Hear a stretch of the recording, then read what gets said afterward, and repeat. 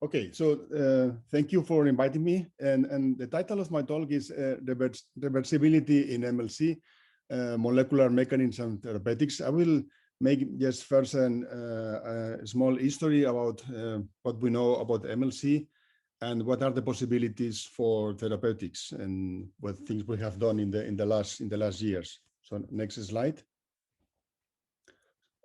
Next, yeah. So basically, there are two types of phenotypes in MLC disease that were described by the group of Van der Naap. One is the classic phenotype. Then in the classic phenotype, patients are becoming worse with time, and this can be seen in this MRI. And in this classic phenotype, there are two types. One is called MLC1, and the other is called MLC2A. And the other type of phenotype is the reverting phenotype, where patients initially start. You cannot see the mouse, no, here, no. Well, start basically with the same phenotype, but with time they have improving. So this is reverting or improving phenotype.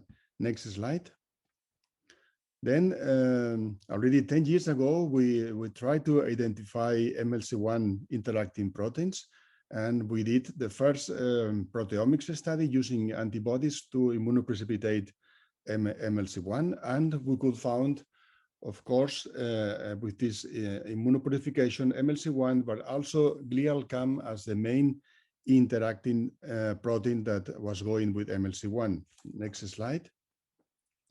And then we could we could see that that the glial CAM was specifically needed for targeting MLC1 to cell-cell junctions. So this demonstrate that these two proteins comes together. Next slide. Next, yeah.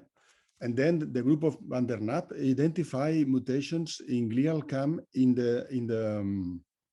MLC2A or MLC2B. And then, for instance, these mutations, what they do is that whereas the wild type protein is located in cell-cell junctions, recessive mutations identified in MLC2A patients, they show a mislocalization of the protein. The protein is not localized in cell-cell junctions.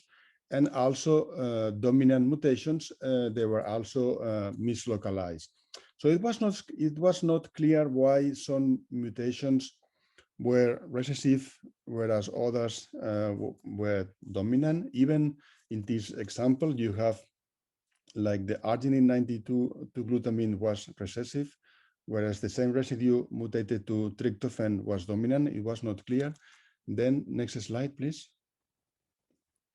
Recently, together with Juan Fernández Recio, we addressed this question to understand why a mutation was dominant and was recessive. I will not go a lot into the details of this work, but basically what this work has demonstrated is that glial CAM is able to form, as you can see in this cover of, this was accepted in the Human Molecular Genetics, you can see that mutations that are dominant are found in interfaces of glial CAM molecules. So like this red or the blue ones. No? So these residues, when you have a mutation in glial CAM that is located in this interface, is going to be dominant because it's going to destroy this complex. So here in the middle is where MLC1 will be, but then you have this glial CAM in forming interactions in the same cell, where also glial CAM form interactions in the other cell. Next slide.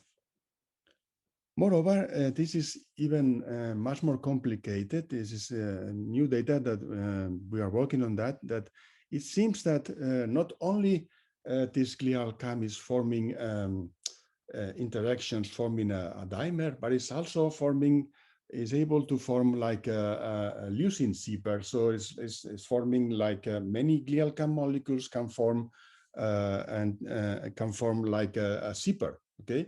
And this explained this localization that you can see in this picture, where there's MLC1 can form really like tubes of processes connecting one cell to the other. And it seems that the ability to form this interaction is because this glial CAM forms not through the first IgB domain, but through the second IgC2 domain is able to form interactions. And some mutations also located in this domain, so are able to disrupt the complex.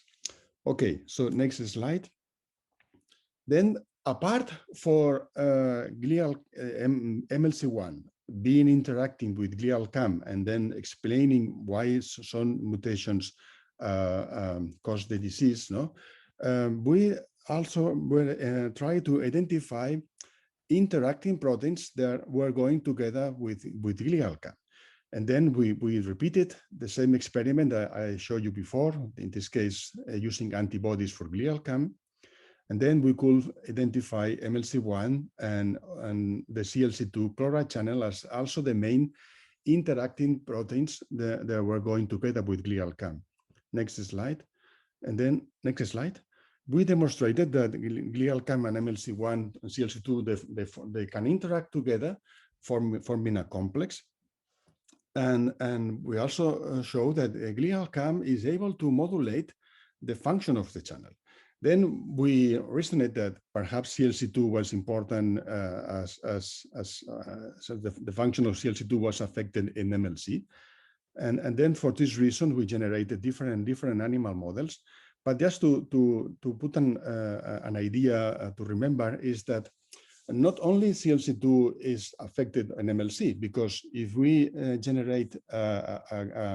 compare the phenotype of the mice of the glial CAM knockout versus the double knockout, you can see in this slide that the phenotype of a double knockout is even worse, than the phenotype of each single knockout.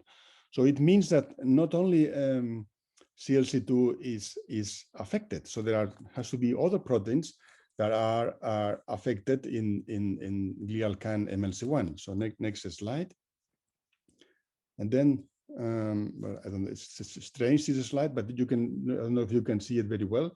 In this case, we measure also the group of Vandernat also measured this. We measure another chloride channel that was it's called VRAC, volume regulated anion channel, and we could see that also this channel, when the protein is MLC1 or glial CAM are lost, so is also you have less function of the channel. So this channel is activated upon hypotonicity, and you see that there is less activity.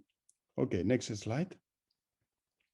Then from this and other results that will not go into detail. So we have the idea that this glial CAM MLC1 in a way regulates the activity of two proteins.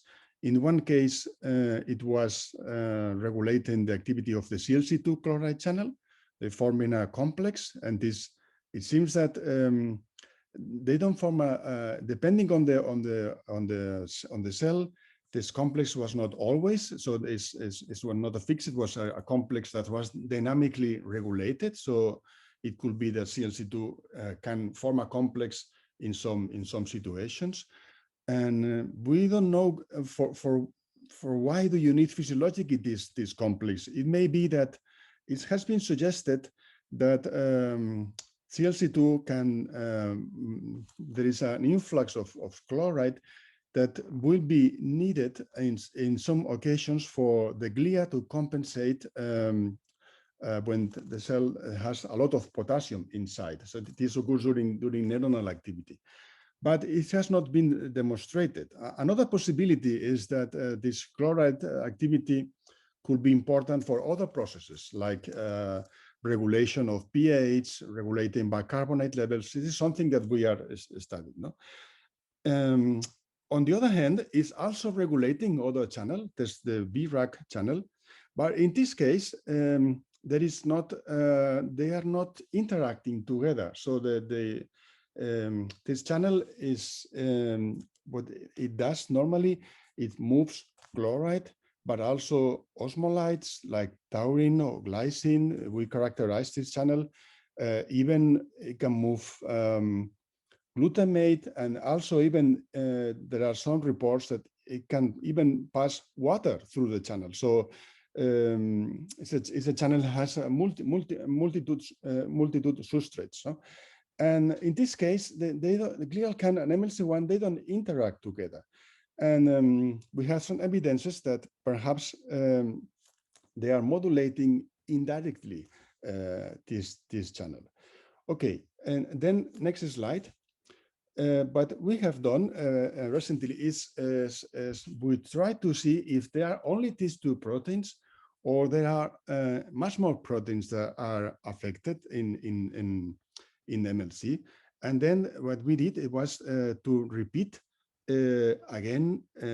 This is the third time we do this, but now we did it in a way very extensive and with many controls. So we use 4 different antibodies for GlialCAM, and we also used the knockout of GlialCAM as a control. This is the first time we do this, so just to be sure that the proteins are specific, and you can see that here with this enclosed with the circle, we could identify the proteome of GlialCAM so this. Or not, there are no, it's not all the proteins. That these proteins are specific. It means that you have, if you compare the ratio versus the knockout, they are highly enriched compared with the knockout. Or if you compare with an antibody, they are highly enriched.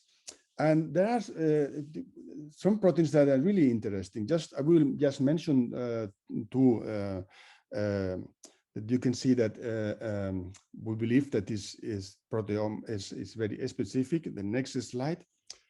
Next slide, please. For instance, in collaboration with Kagla Eroglu, the university, we have studied one of these proteins. There was one connexin 43, that is important for the transfer of molecules from one astrocyte to the other. And you can see that in wild type is located in membrane, in gap junctions, whereas in the knockout, in the APACA knockout, okay, 2 minutes, it's mislocalized. Next slide. Then we also identify, for instance, another, just put another example, a cell adhesion molecule, BCAM1, that is in this case, the protein is only expressed on the membrane under certain conditions. So when you have a cytokine like LPS or TNF alpha that induce the expression of the membrane, in this case, is also mislocalized. Next slide.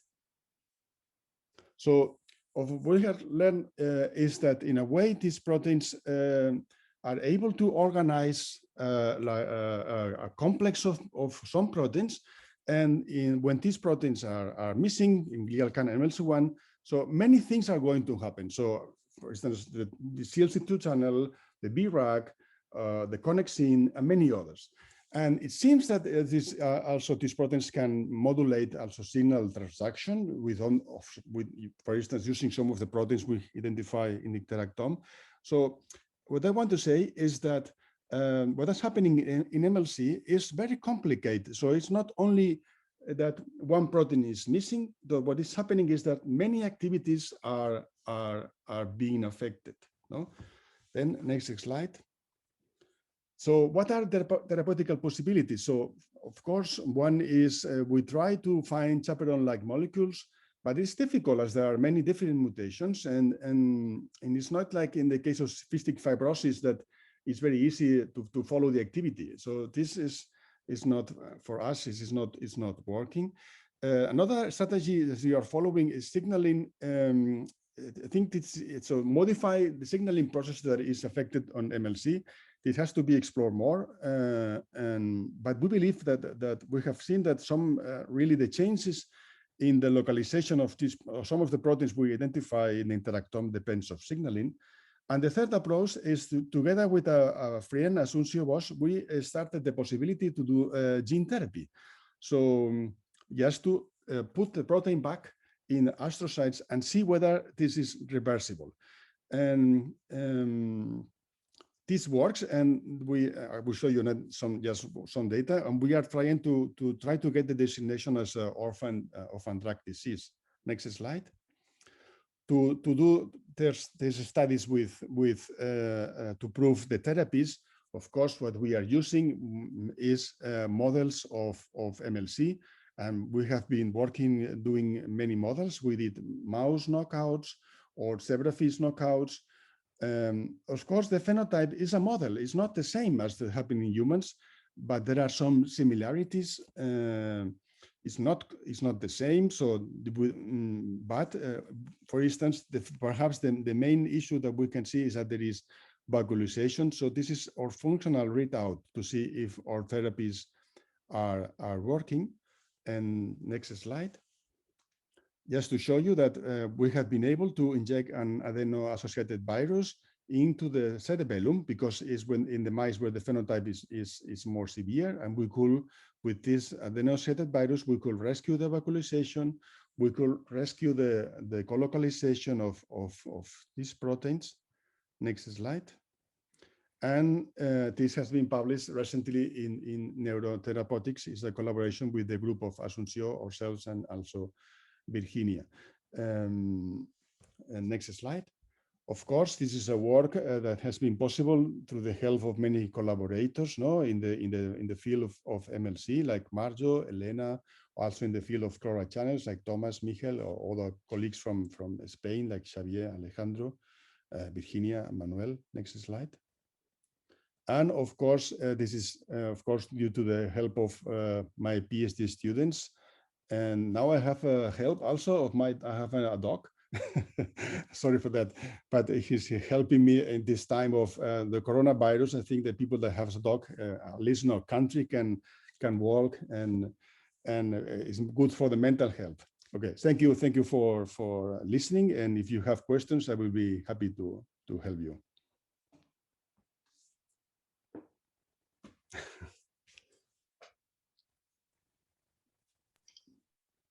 Yeah, Dr. Esteves will take the next speaker, and we'll reserve the question at the end of all the presentation. Okay. So next speaker is going to be Marjo van der Nap from the Netherlands, and she will speak about vanishing white matter, update on progress made. Thank you so much. Do you hear me, Raoul? Yeah. And I try to share my screen.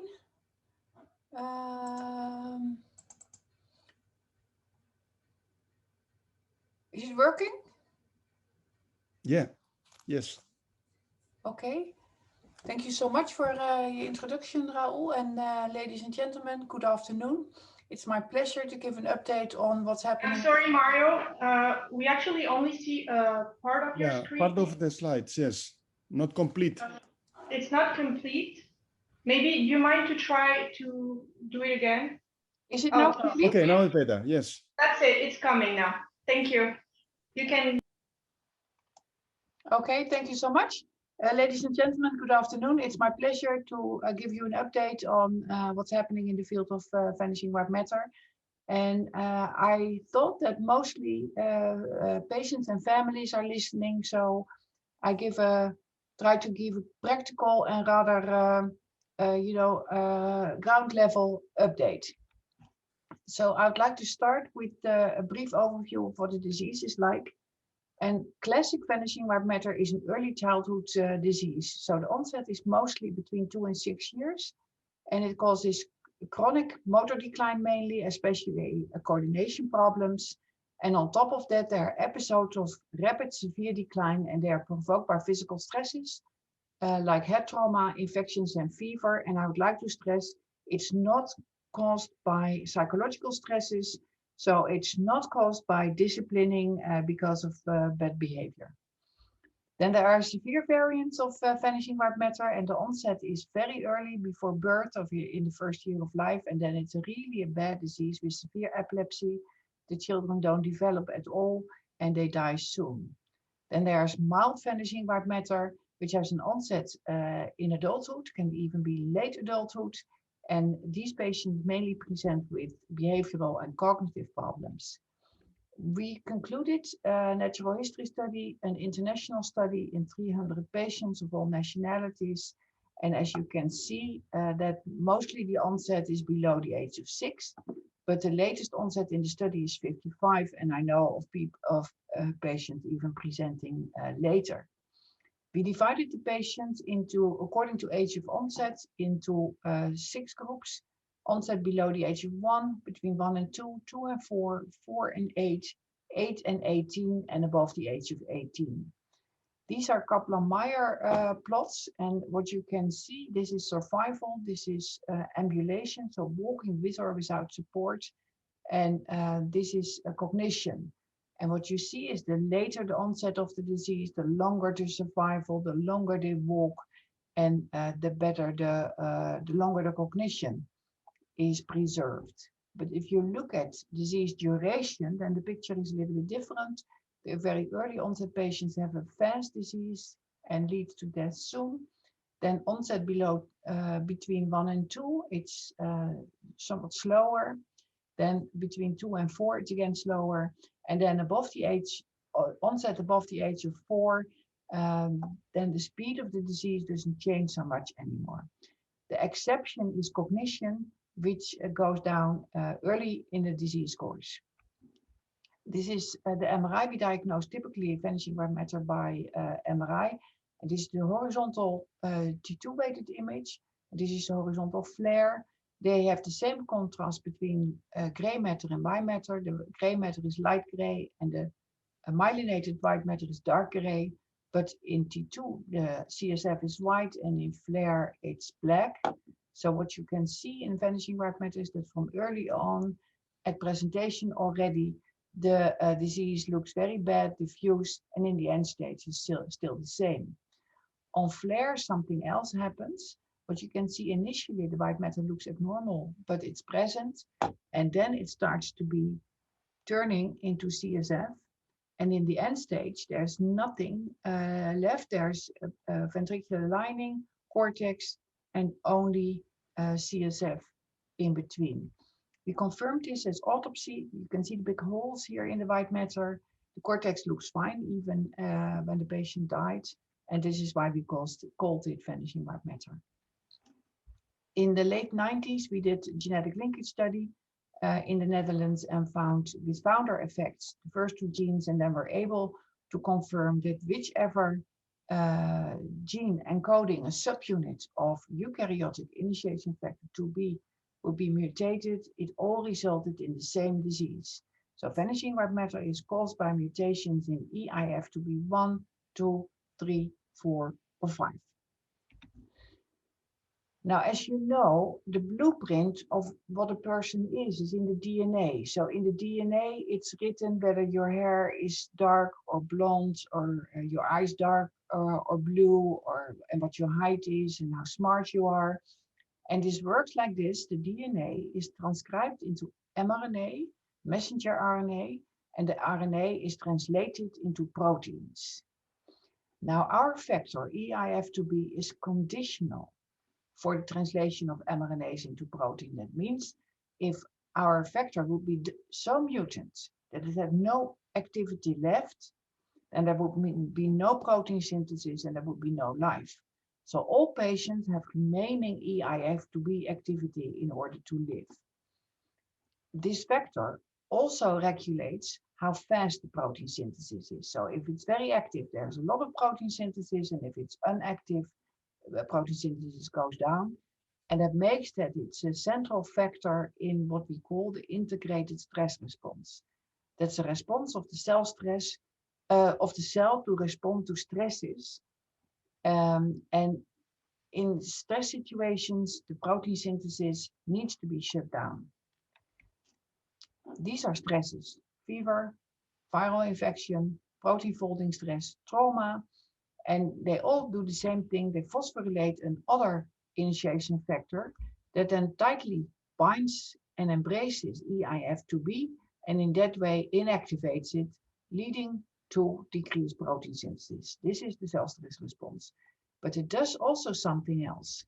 It activates what we call an ATF transcription response. And this transcription response will decide on whether the cell is going to be repaired and survive, or whether the cell is going to die. Now, in vanishing white matter, there's nothing wrong with this part of the integrated stress response. But EIF2B activity, due to mutations, is always down. We have looked at protein synthesis. It's normal in vanishing white matter. Patients are of normal height, and so the remaining activity is sufficient to guarantee the protein synthesis. But there's a continuous activation of the ATF4 transcription response. And that means that continuously in cells, there's this decision, is the cell going to be repaired or to die? And this doesn't happen everywhere in the body. It specifically happens in brain white matter cells. And this is the central cause of the disease, vanishing white matter. We made mutant mouse models with mutations in 2B5 and 2B4. They have the same clinical disease and the same brain pathology, and that makes that they are great models for further research and also to test drugs. Because what's most important is that we need to provide treatment for families. So the first thing what we can do is avoid stresses, because it's obvious that stressors activate the disease. So we avoid fever, infections, head trauma, and that takes away the episodes of rapid decline. But the chronic decline is unchanged. So that means that we have to come up with smarter options. And the central option is, of course, to stimulate EIF2B activity, make it more active again, either directly or indirectly. We came across guanabens, which is an old alpha-2 adrenergic antihypertensive drug. It's introduced on the market at the end of the 70s. It's known to be safe. It has been used in patients from 12 years on. Its most frequent side effect is drowsiness, but that wears off. And it also, more recent knowledge is that it impacts the integrated stress response through a feedback loop. And in that way activates EIF2B indirectly. So that's why we tried it in mice. And what we found is that it reduces the abnormal activation of the ISR in brain cells. It improves brain pathology. We've unpublished data that it greatly improves motor performance, and that the only side effect is sedation, but again, the animals get used to it. So guanabens is highly promising in vanishing white matter. And that made that we are going to do a phase 1-2 trial in vanishing white matter. It will be an international trial. It will be monocenter in Amsterdam.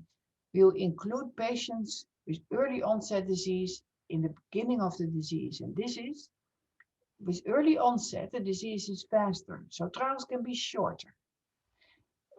They need to be in the beginning of the disease, because if there's lots of irreversible brain damage, you won't see the effect of guanabens.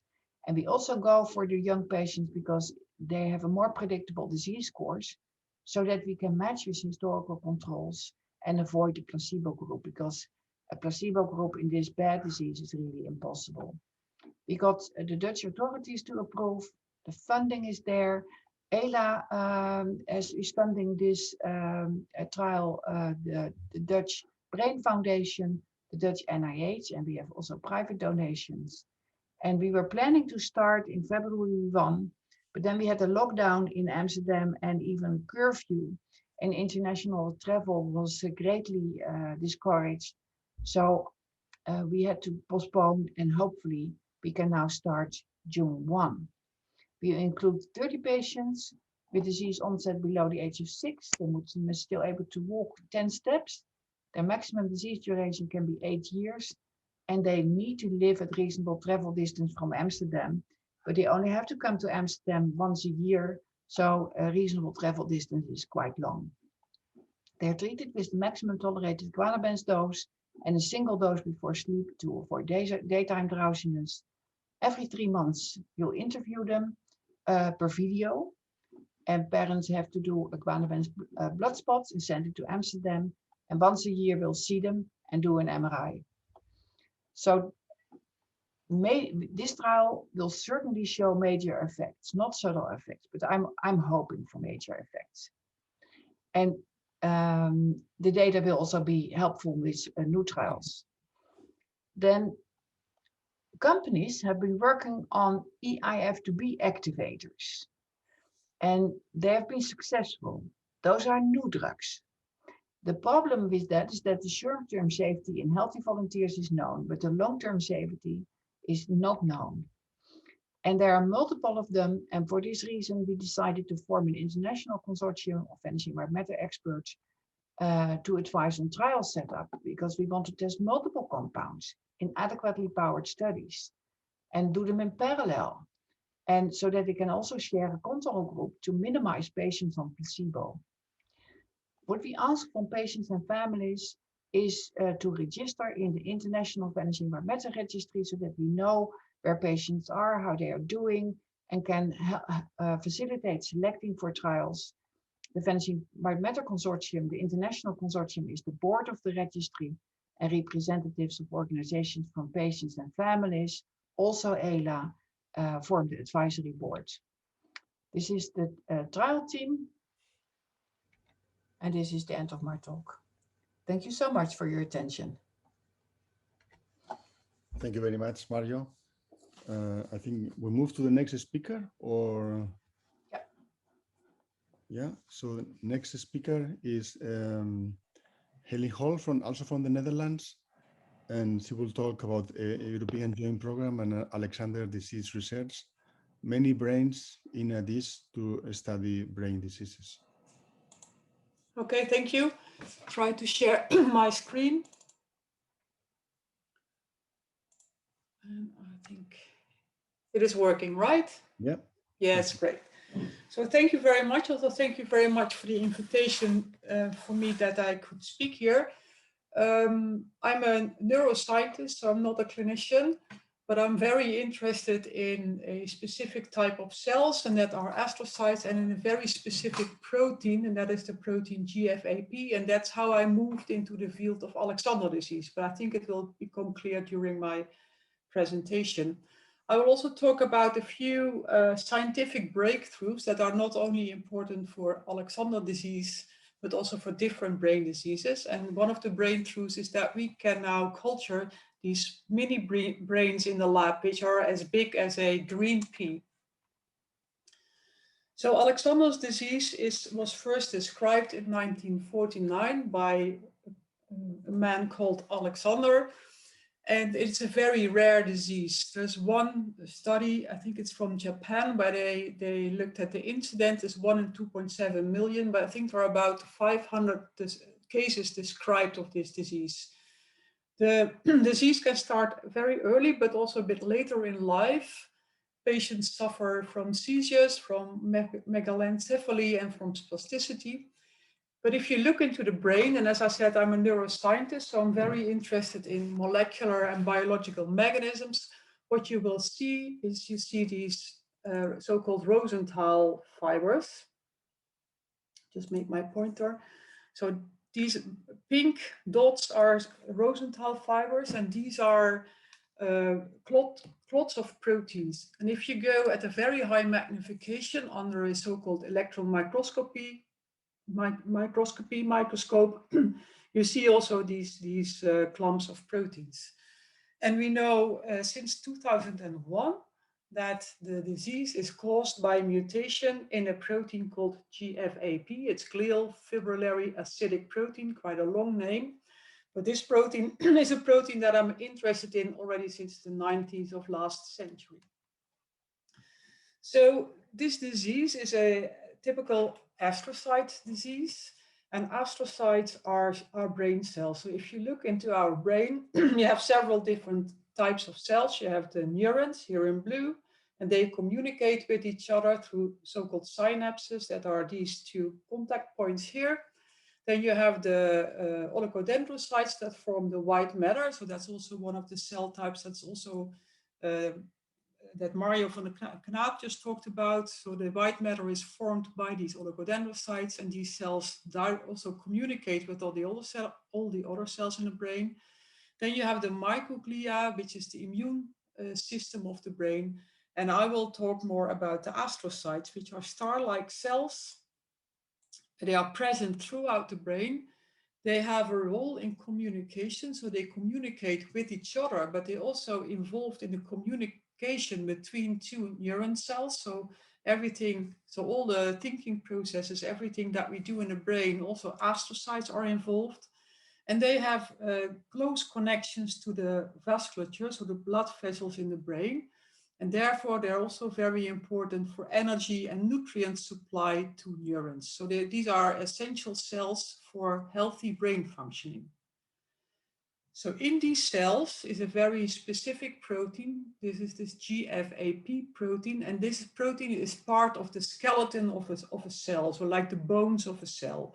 So in astrocytes here, the protein is here in green and in red, and it forms this very nice structure throughout the cell. It's called the intermediate filament cytoskeleton, but you can see it as the bones of a cell. So somehow a mutation in this protein leads to Alexander disease. So what we know now is that there are several different mutations that have been reported on. So this is one molecule of GFAP. And throughout this molecule, you can have mutations at different positions in this molecule. So several different domains of the molecule can be affected by the disease, but they all lead to problems with this cytoskeleton of the skeleton of the cells. So we mainly study at this moment this variant of the disease. It's the R239C, which is also the most common one that has been reported. And what you can see if you look at the effects of a mutation in this protein is that normally this protein, so this is one cell, so it's 20 micrometer. So in this protein, in this cell, you look at this cytoskeleton, you see that this protein normally forms a very nice scaffold, a very nice network, which is important for the strength of the cell, for instance, and also for the position of the different organelles. But if you have a mutation, then this structure cannot be formed. So the cells is lacking part of the cytoskeleton. And if you then, what happens then in patients, if you look at even a higher magnification, so here are some nuclei of cells, you find back that this protein clumps in the endings of the astrocytes and forms these so-called Rosenthal fibers. So what I would like to know is that but also the people in my consortium and also other people throughout the world studying this disease is how these mutations in this specific protein can cause Alexander disease. And I think it's really important to know the biological mechanism, so to know how these cells respond, what the molecules are, which molecules are involved, because that is essential also for the development of new drugs to in the end treat the disease. So what we normally do as a biologist or a biomedical scientist, if we know the mutations, we start to make models. We start to model the disease. So we either make mice with a human GFAP mutation, or what we also do right now is we make a lot of cell models. So then we can study the cells under the microscope in a dish. And what we also do a lot is that we work with brain tissue that patients donated after death for research. So you can think of many different neurological diseases, and we have a very nice brain bank in Amsterdam. And also for Alexander patients, I'm collaborating with Mario van der Knaap, who has a few of this very precious tissue for us researchers. So the reason that I'm stressing this, I think, is that we need several different models to finally find the answer. Not one model is the right model. A mouse is not a human being. I mean, if you look into the mouse brain, it does look differently from a human brain, but in only working on brain tissue of human patients, it will also not work because this is not alive anymore, and there the cell models come in place. So with the cell models, there are several breakthroughs now in the world. And in 2006, there was a breakthrough because this guy, Shinya Yamanaka, he had developed a technique so that you can make stem cells from skin. And he got 6 years later the Nobel Prize for that finding, because this really is a revolution in biomedical sciences. So now we can make stem cells from any person and also from any patients, simply by taking a little bit of skin tissue and putting that in a cell culture dish. And a stem cell is a cell that can form any tissue in the body. So it's so-called pluripotent. So if we put it in the right growth factors, we can create blood cells, muscle cells, but also brain cells.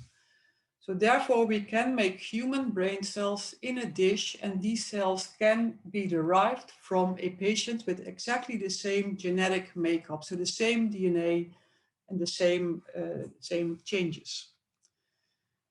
6 years later or 7 years later, using these stem cells, there was a group in, I think in Austria, from Colloque, and they could make small brains, so mini brains from these stem cells.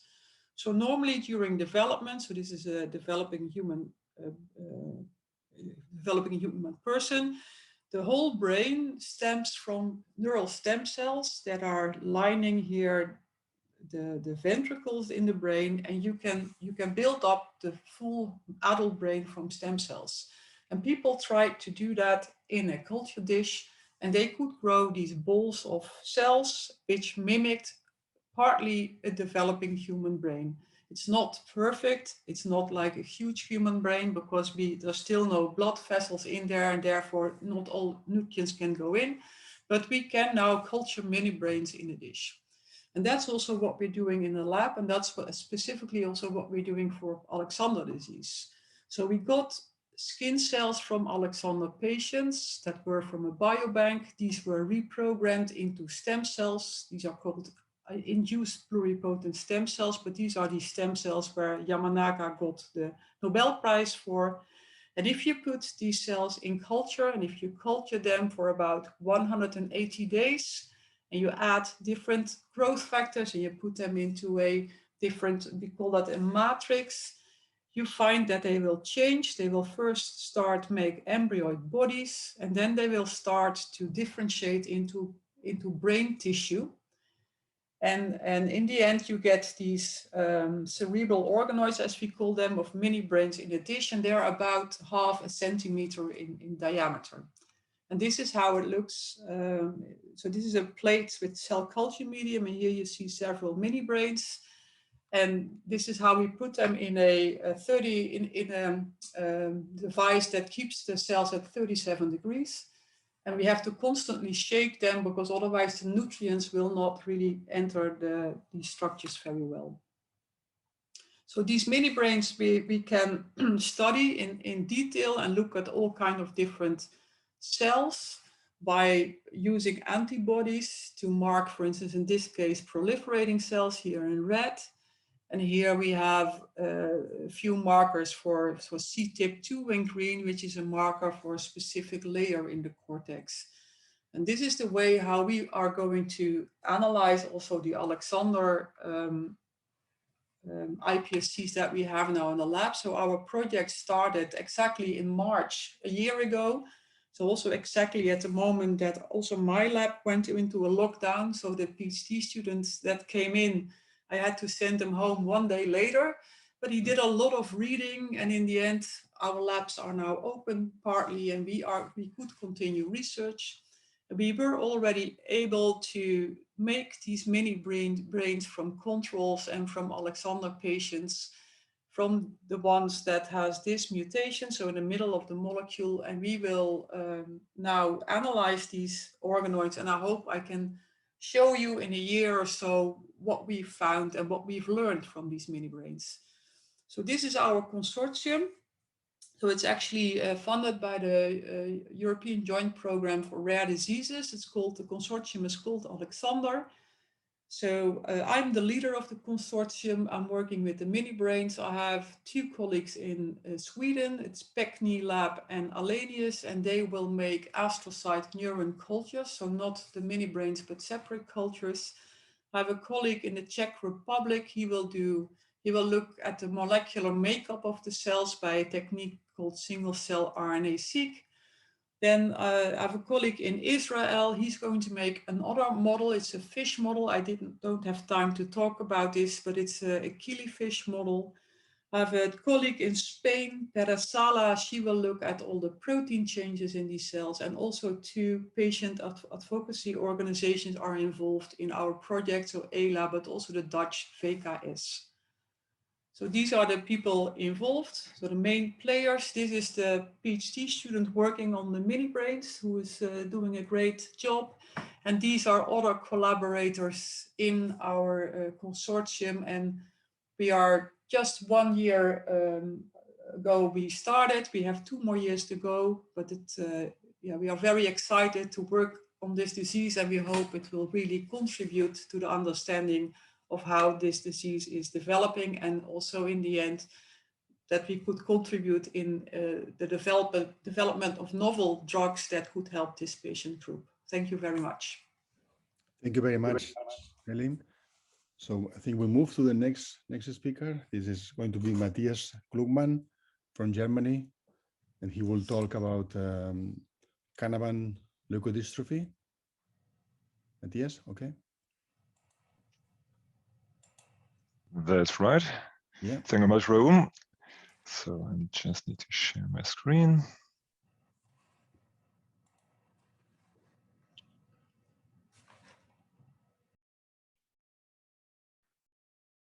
All right. So the topic of my presentation today will be on new gene therapy approaches and promising results actually in the field of Canavan disease, which falls nicely into this topic of today's session of evaluating leukodystrophies. So what you can see here, Dr. Ben, we do not see your screen. Oh, you cannot see my screen. The presentation, Matthias. Okay, that's bad. Okay, try better.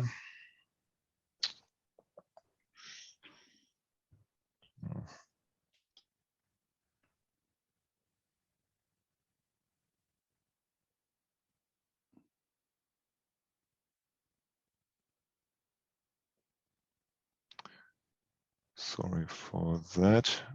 Try this to.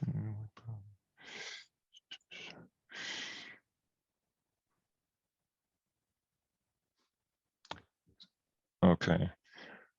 I'm now allowing Zoom to share my monitor. Maybe better now.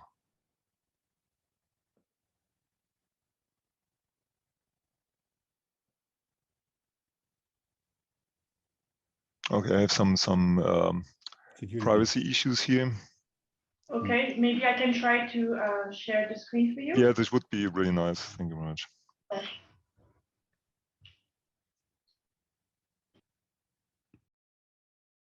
Thank you very much. Now, sorry for the delay.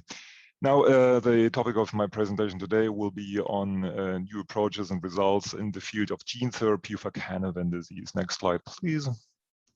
Now, Ellie nicely introduced the structure and morphology of the human brain, which is divided roughly by eyeballing into the gray matter and white matter, which you can see in the upper left corner there, which is a hemisection of a human brain. Now, if we virtually zoom into the connection between gray matter and white matter, which is actually made up by neurons and constituting the gray matter, and oligodendrocytes constituting the white matter, because they do provide the myelin, as we all know, which appears as a lipid-rich fraction macroscopically, and hence it appears white. Then we can already see the close interaction of the myelin, which is wrapped around the axon of a neuron, which is usually used for communication in the brain. Now, next, please. This is a bit of an animation here. The biochemical deficiency in Canavan disease, which we know happens in both animal models of the disease in the human brain, is represented by a deficiency of the enzyme aspartate, which is abbreviated in red in the oligodendrocyte. It's as ASPA. So this enzyme, which is encoded by the ASPA gene, which is only active in oligodendrocytes, is usually present to fulfill its function to cleave a metabolite, which is called NAA, N-acetyl aspartate. And the important thing about ASPA and NAA metabolism here is that it is highly compartmentalized. So in other words, while NAA is cleaved by ASPA and the oligodendrocyte, NAA, the metabolite, is made inside neurons by an enzyme which is called NAT8L, shown in red here.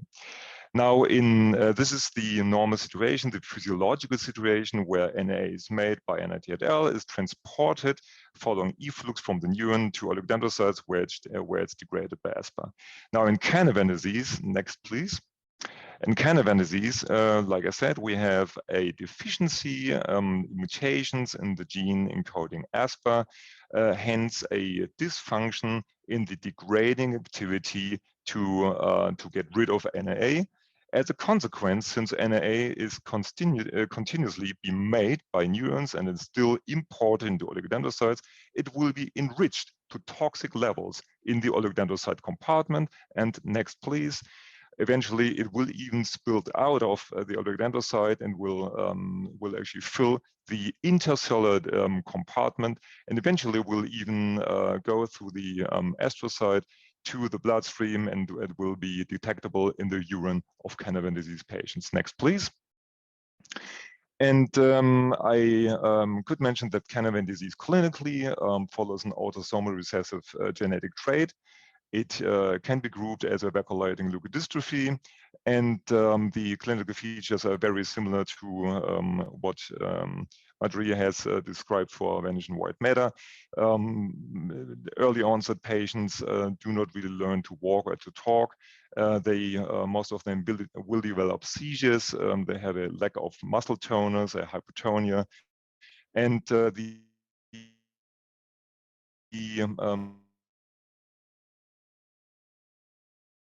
shown longitudinal sections of mouse brain, in the upper panel a wild type mouse brain, and in the lower panel a Canavan disease mouse brain. And what you can see here is in the Canavan disease mouse a large extent of vacuolization in neuronal in basal ganglia, and also the brainstem, and also the cerebellum, and a large enlargement of the third ventricle, which you can see to the left, exactly there. So these are the classical morphological alterations in Canavan disease model brains and also in the human brain. And these vacuoles, which you can see here as white patches, are nothing else but water-filled vacuoles in the intercellular compartment. There is no treatment for this severe white matter disease, and hence it became a good candidate for gene therapy. And in fact, most of you will know that Canavan disease was the first pioneering disorder that had been trialed clinically as the world's first CNS gene therapy in the mid-90s. Next slide, please. Next, please. And coming back to the cartoon of this tri-compartmental situation here, where we see neurons, oligodendrocytes, and in this case also the astrocyte that Ellie talked about. This slide here is to walk you through in just one slide through the most recent advances at the therapeutic level for Canavan disease. And most of these, all of these results that have been obtained so far were actually gene therapy based. So in a nutshell, the targets for gene therapy to treat Canavan disease are generally twofold at two different tiers. The first intuitive one is to replace the dysfunctional ASPA gene and put it back into the cells that naturally express it. And these cells are, as we have discussed, the oligodendrocytes. But a few years back, like 15 years back, when gene therapy for Canavan disease started, vectorology, in other words, gene shuttles, were not developed to deliver the ASPA gene to oligodendrocytes. But gene shuttles at that stage, mostly adeno-associated viral vector-based gene shuttles, were well able to transfer genes to the neuronal compartment. So this explains why the first pivotal clinical study that had been published by Paula Leone's group in 2012 showed actual results of gene therapy putting the ASPER gene into the neuronal compartment simply in order to cleave the toxic NAA, the metabolite that is normally cleaved by aspartate, right at the origin where it is being produced. And while this first clinical study showed promising results, the outcome was a little suboptimal due to the inefficiency of the viral vector systems available at that time when the research into this clinical trial started in the mid-2000s.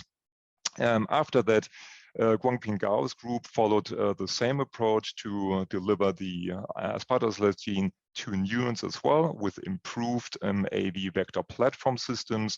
And using Canavan disease mice, he showed good efficiency, treatment efficiency of his gene therapy in these mice. I should say, though, that the treatment in this context was neonatal, which is not really an ideal model for the clinical situation, where treatment would be later post-symptomatically. And if we turn then to the astrocyte, Guangping Gao's group also published a very nice paper in 2017, where again an ectopic, so a non-natural expression of the ASPER gene was again obtained or achieved by delivering the ASPER gene to astrocytes, again using AAVs. And the outcome of this preclinical gene therapy of astrocytic ASPER expression in a Canavan disease mouse model also resulted in the full rescue of the pathology in mice. And I should mention now that coming to the oligodendrocyte, only recently the AAV gene therapy platform had been developed to an extent that gene delivery to this cell type became possible. So my own team published in 2018 a paper following gene delivery at the post-symptomatic stage of a Canavan disease mouse model to oligodendrocytes, and we observed a long-term restoration of most of the pathological features, including NAA, biochemistry, motor dysfunction, and histopathology, but not so much the body weight of those animals. So apparently the rescue was profound, but not complete.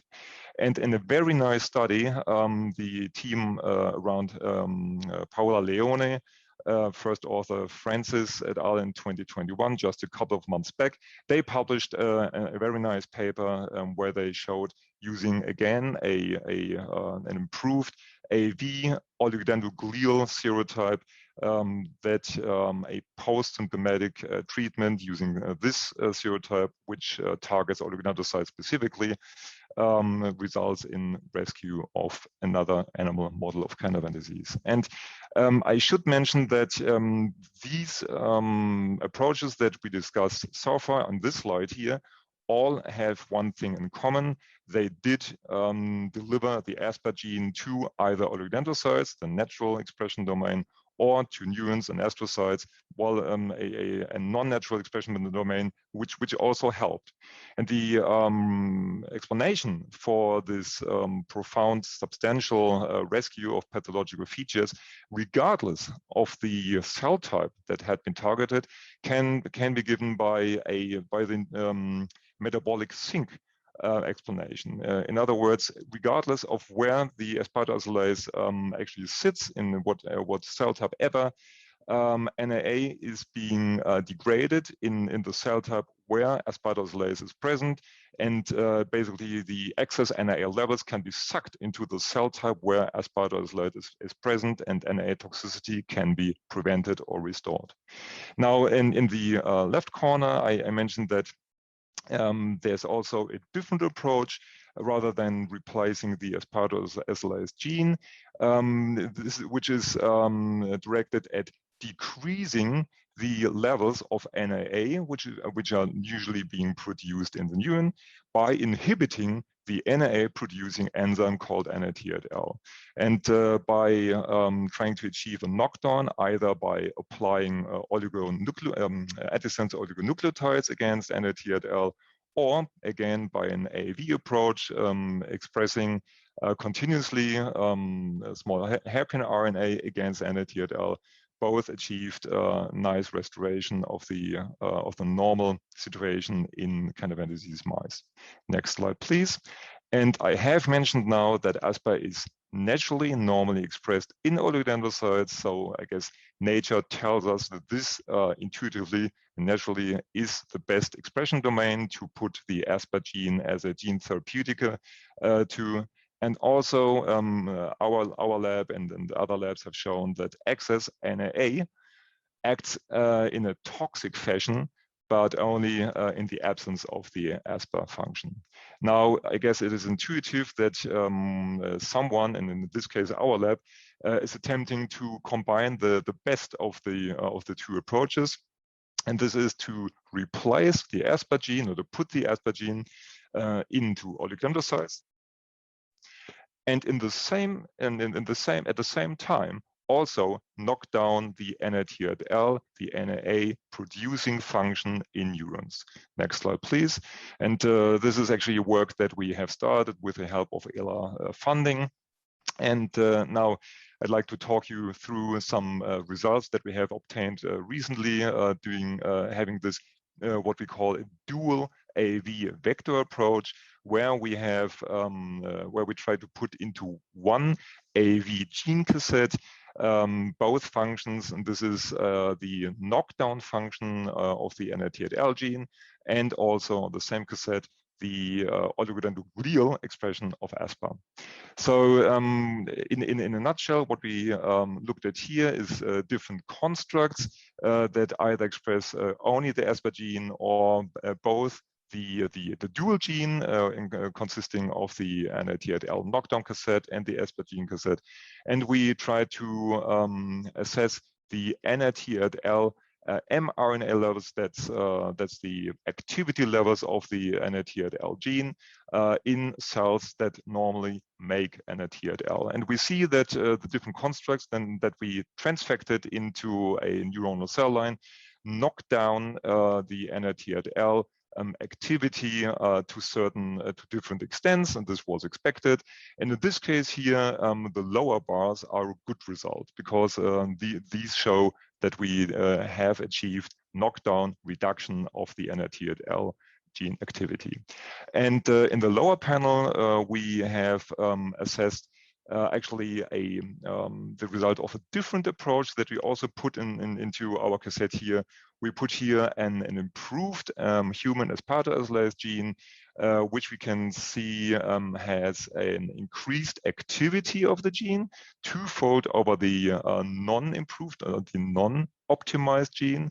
And if we look at the protein level, and that's the right-hand graph, we see when we compare the wild type levels of ASPA versus the codon optimized CO ASPA levels, we see an approximate 10-fold higher levels of the codon optimized expressed aspartate. And this is achieved by making it easier for the host cell that has received the ASPA gene to make the protein using this instruction. Next slide, please.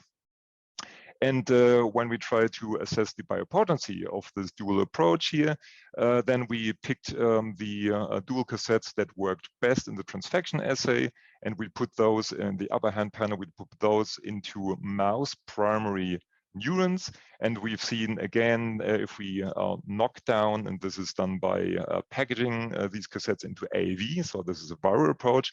If we put those vectors into, again, neuronal cell line, then we can reproduce the results that we have seen by transfecting of the DNA in the previous slide.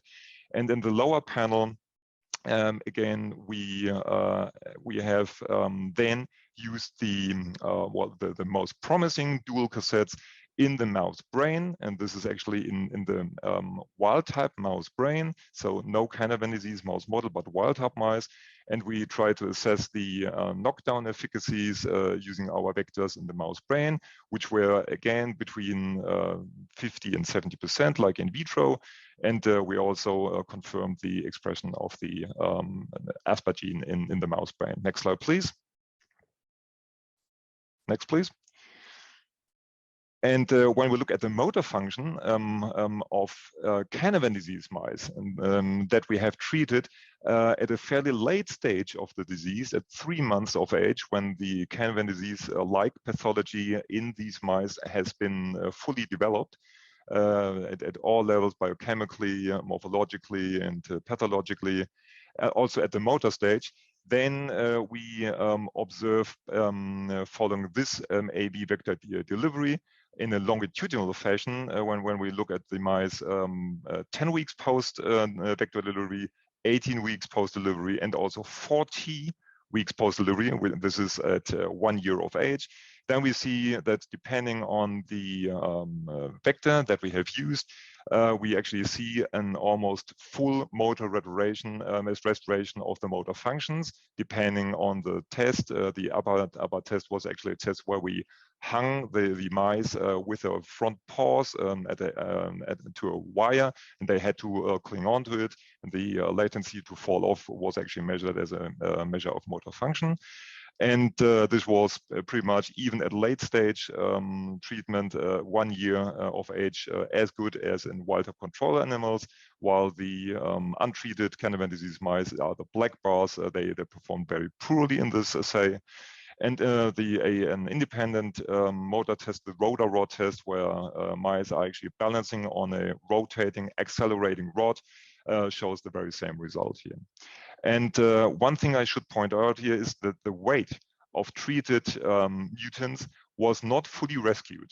There was an in-between phenotype. So the upper hand curve actually shows the control wild-type animals that continuously gain weight over time. The lower curve, the lowest curve, shows the loss of body weight in untreated CD mice. While the middle curves actually show the treatment curve. So there's room for improvement, and we attribute this lack of full rescue of this phenotype to a potential peripheral pathology, which we do not treat with our central treatment. Next slide, please. And if we now follow the biochemical alterations in terms of the NAA toxicity longitudinally in our treated mice, then we can apply the gold standard for the monitoring of white matter diseases in humans. And we can actually apply this technology, the MRI technology, to mice. And using the MRI, we can also plot the NAA levels, so the biochemical toxic elevations of NAA in the ASPA mutants, which is treated by the dual vector application, and which is not there, obviously, in control wild-type animals. And we see, when we look at the right-hand graph, we see that a bilateral injection, this is what I should have mentioned, a bilateral delivery of to 3 sites into the brain of 3-month-old mutant animals. We see that even at 1 year of age, in the 40 weeks post, yeah, show you, I'm ready in a minute. Then we see a full rescue of the brain NAA levels. And in the next slide, we can observe the rescue of the brain vectorization and the brain morphology. And again, the upper line, the upper row of brain MRIs shows us untreated ASPA animals along the time course of 1 year. And the yellow arrowhead should actually point towards the high vacuolization in the thalamus, which can be visualized by this lighter color, this lighter gray. And in the treatment groups, you can see that at the time point, because that's before or around gene therapy, we can clearly see a profound extent of vacuolization in the thalamus, which is being rescued during the time course of the experiment until the termination of the experiment until 40 weeks of age, regardless of the treatment group. Next slide, please.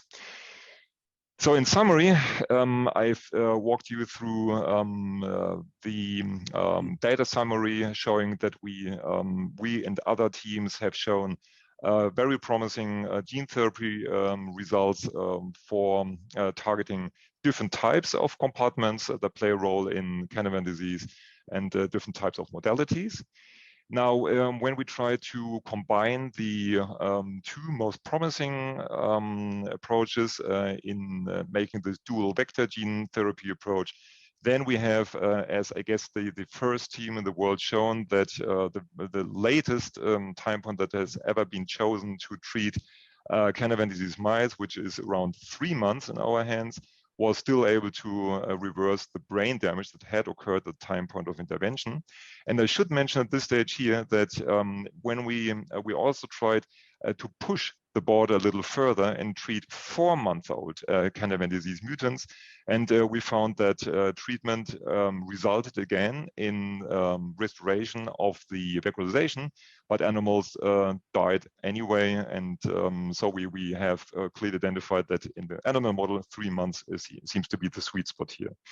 And we believe that there will be additive benefits of this dual approach when we have a proper pharmacokinetic study and a dose response study in animal model. And like I said, the body weight was one aspect that was not fully rescued, most likely to the peripheral pathology that will require systemic application. And this is the team that had contributed to the work. And I should mention here Dominik Fröhlich to the right, who performed pretty much all the experiments that were attributed to the dual vector function study. Thank you very much. Thank you very much, Matthias. So we move to the next speaker. It is Francesca Fumagalli from Italy, advances in stem cell therapy in metachromatic leukodystrophy. Hi everybody, good afternoon. I'll try to share my screening. Let me know if you can see it. Do you see my screen?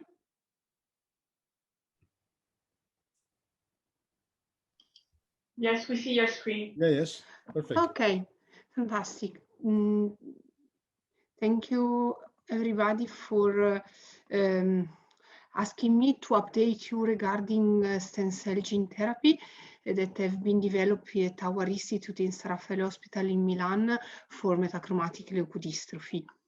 You know, we are working on that project since at least 10 years. And this is my disclosure slide, just to say that currently the license holder of gene therapy for MLD is Orchard Therapeutics. And I will try to update you. I already presented you sometimes our results, but I try to summarize the result that leads us to reach the approval of European Drug Agency last December for gene therapy that we call now LibMLD. As you know, MLD is a really rare autosomal recessive lysosomal storage disorder and is caused by the deficiency of the arisfatase A gene that is an enzyme that contributed to the destruction of sulfatides. Sulfatides then accumulate in central nervous system in the brain, but also in peripheral nervous systems. So MLD correspond to a rapid and aggressive disease that leads to demyelination and neurodegeneration. The most frequent variant of the disease are the late infantile variant and the early juvenile variant. So the early onset variants have an onset below 6 years of age, and they are fatal in few years after onset. As you see in that curves, the disability occurs in few years. What we call gross motor function level 5 correspond to the loss of all locomotor abilities and sitting capabilities. So in few years, 4 to 5 years after onset, patients with the late infantile and early juvenile variants reach this level of severe disability and a very rapid and fatal outcome. So these are the variants where we try to use our approach of gene therapy. We developed gene therapy because before using gene therapy, the only available treatment was supportive cares and allogenic bone marrow transplant. You know, allogenic bone marrow transplant resulted not so efficacious in early onset variant of the disease, but have some effect in slow down the disease progression in the late onset variant of the disease. While we develop gene therapy, because we would like to improve the safety of the procedure, so improve the safety respect to allogenic transplant, and to reach higher level of the enzyme respect to allogenic transplant. So gene therapy, I don't know, you see my mouse, yes. Gene therapy use the cells of the affected children that are purified and transfused in vivo with a lentiviral vector that is used to transfer into the DNA of the cells of the child more than one copy of the correct gene, and then are reinfused after chemotherapy. And we have, so you see the cell that can cross the blood-brain barrier and become resident cells into the brain and deliver the enzyme to the surrounding cells, and in particular the to the neurons and oligodendrocytes. We recently introduced a modification in our process. This is a cryopreservation of the medicinal products. This allows to freeze the corrected cell for a few weeks while we are checking the quality of the cells before thawing the cells and reinfuse them in the child. Our clinical trial have been conducted initially with the fresh formulation and then with the cryo formulation, and they allow to treat late infantile and early juvenile patients in the pre-symptomatic status of the disease and early symptomatic children in only for the early juvenile variant. And we defined as early symptomatic patient, the patient with an IQ above 70 and able to walk. Our aim was to demonstrate improvement of motor function and increase in ARS activity in peripheral blood. We have treated 29 patients with the fresh formulation, and you can see results also of 9 patients treated in the last 2 years with the cryo formulation. The majority of patients were pre-symptomatic, but we treated also 8 symptomatic early juvenile subjects. We have compared this patient with a cohort of natural history patients followed at our center. You see that we use a conditioning regimen based on busulfan, a chemotherapy drug that is used to make space in the bone marrow to the new corrected cells. At the beginning, we collected the stem cells from bone marrow, then we shift to peripheral blood stem cells that are collected through apheresis. These are the most important side effects we encountered during our trial. The maximum follow-up available in this analysis is 7.5 years, but we now reached also 10 years of follow-up in the first patient treated in 2010. Now all the patients are available, are alive, except for 3 patients. 2 were 2 early juvenile patients treated in symptomatic phase that rapidly deteriorated in the year after treatment and died due to the disease progression. And 1 additional patient died due to a stroke that was not judged related to gene therapy. The most important side effect was related to the toxicity of busulfan, the chemotherapy drug that we used, and few patients developed some side effects related to disease progression. It is important to notice that 4 patients developed, but only transiently, antibodies against the ariphases A.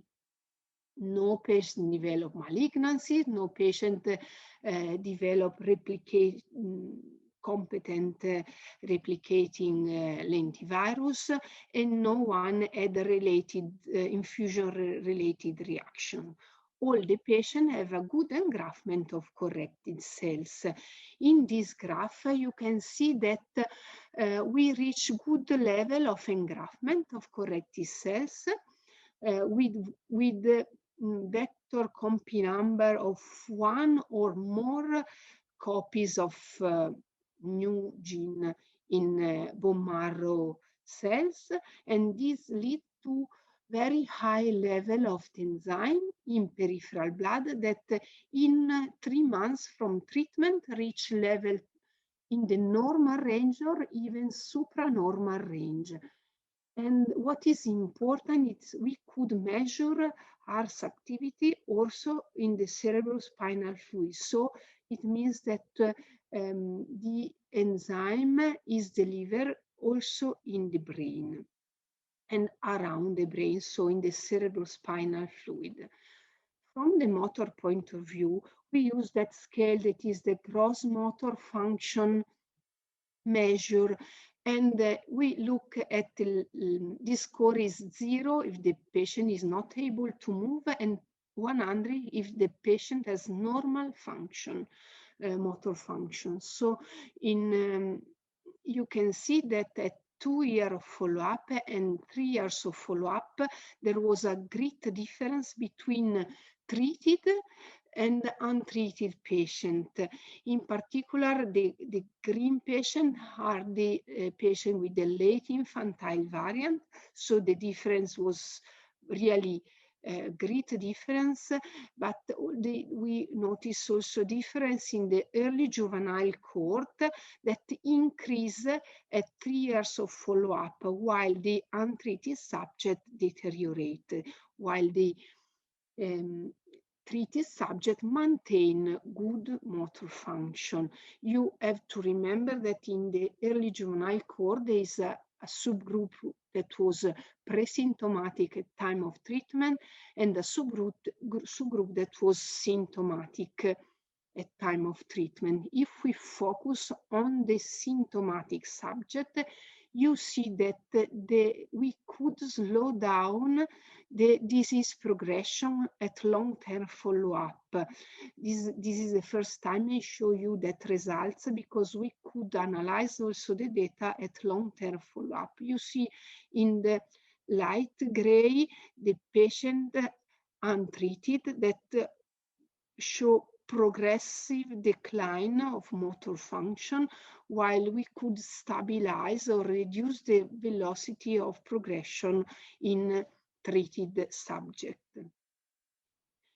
we could prevent severe disability. What I show you at the beginning, severe disability is the gross motor function level 5, corresponding to the loss of all motor functions. So even this capability to sit independently. We could prevent the severe disability in all the patient except one patient, late infantile. It was a patient that was treated really close to disease onset, but we could prevent severe disability also in early juvenile and also in patient treated in symptomatic phase. These are some videos of some patients. Let me know if they work. This is a subject, a late infantile subject, treated at 15 months. He developed some degree of motor impairment. It is a picture that shows paraparesis, but it is still able to walk with support at 10 years of follow-up, an age where all late infantile patients have already died and are completely bedridden. This is another subject that is maintaining normal motor function, is able to run at 8 years of age, and it is an early juvenile subject that is completely normal developing, while his sister was bedridden by the age of 6 years old. In the next slide, I try to, I'm not sure if it go ahead. Okay, you see how cognitive function remains stable over time following the normal trajectory. In gray, you see the normal normal cognitive development, and our patients follow the normal trajectory. The only exception are the patients that are treated when entering in the rapid phase of progression. These are the patients treated in symptomatic fashion, and you can clearly see how we could prevent severe complication of the disease. They are happy children without dysphagia, without epilepsy, without severe spasticity, and really smiling children. But we have to look back to our data, because not all the patients treated in symptomatic phase have a good outcome. In fact, if we look to that 8 patients, we see that the patients that have a good outcome in terms of both motor and cognitive function were patients that were treated when they had good motor function before treatment, so able to walk independently and without cognitive decline at time of treatment, and with the high Q above 85.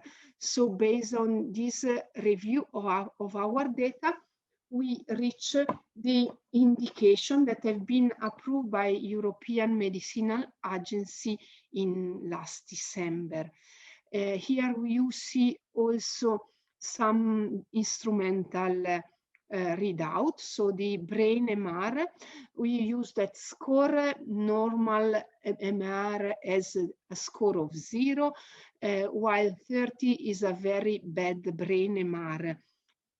You see that we can prevent worsening of brain MR both in late infantile children in dark green and early juvenile, both pre-symptomatic and early symptomatic. These are some pictures. You see on the left some natural history data, on the right some patients that have been treated. We could prevent white matter abnormality up to 6 years post-treatment in this child treated with the late infantile variant.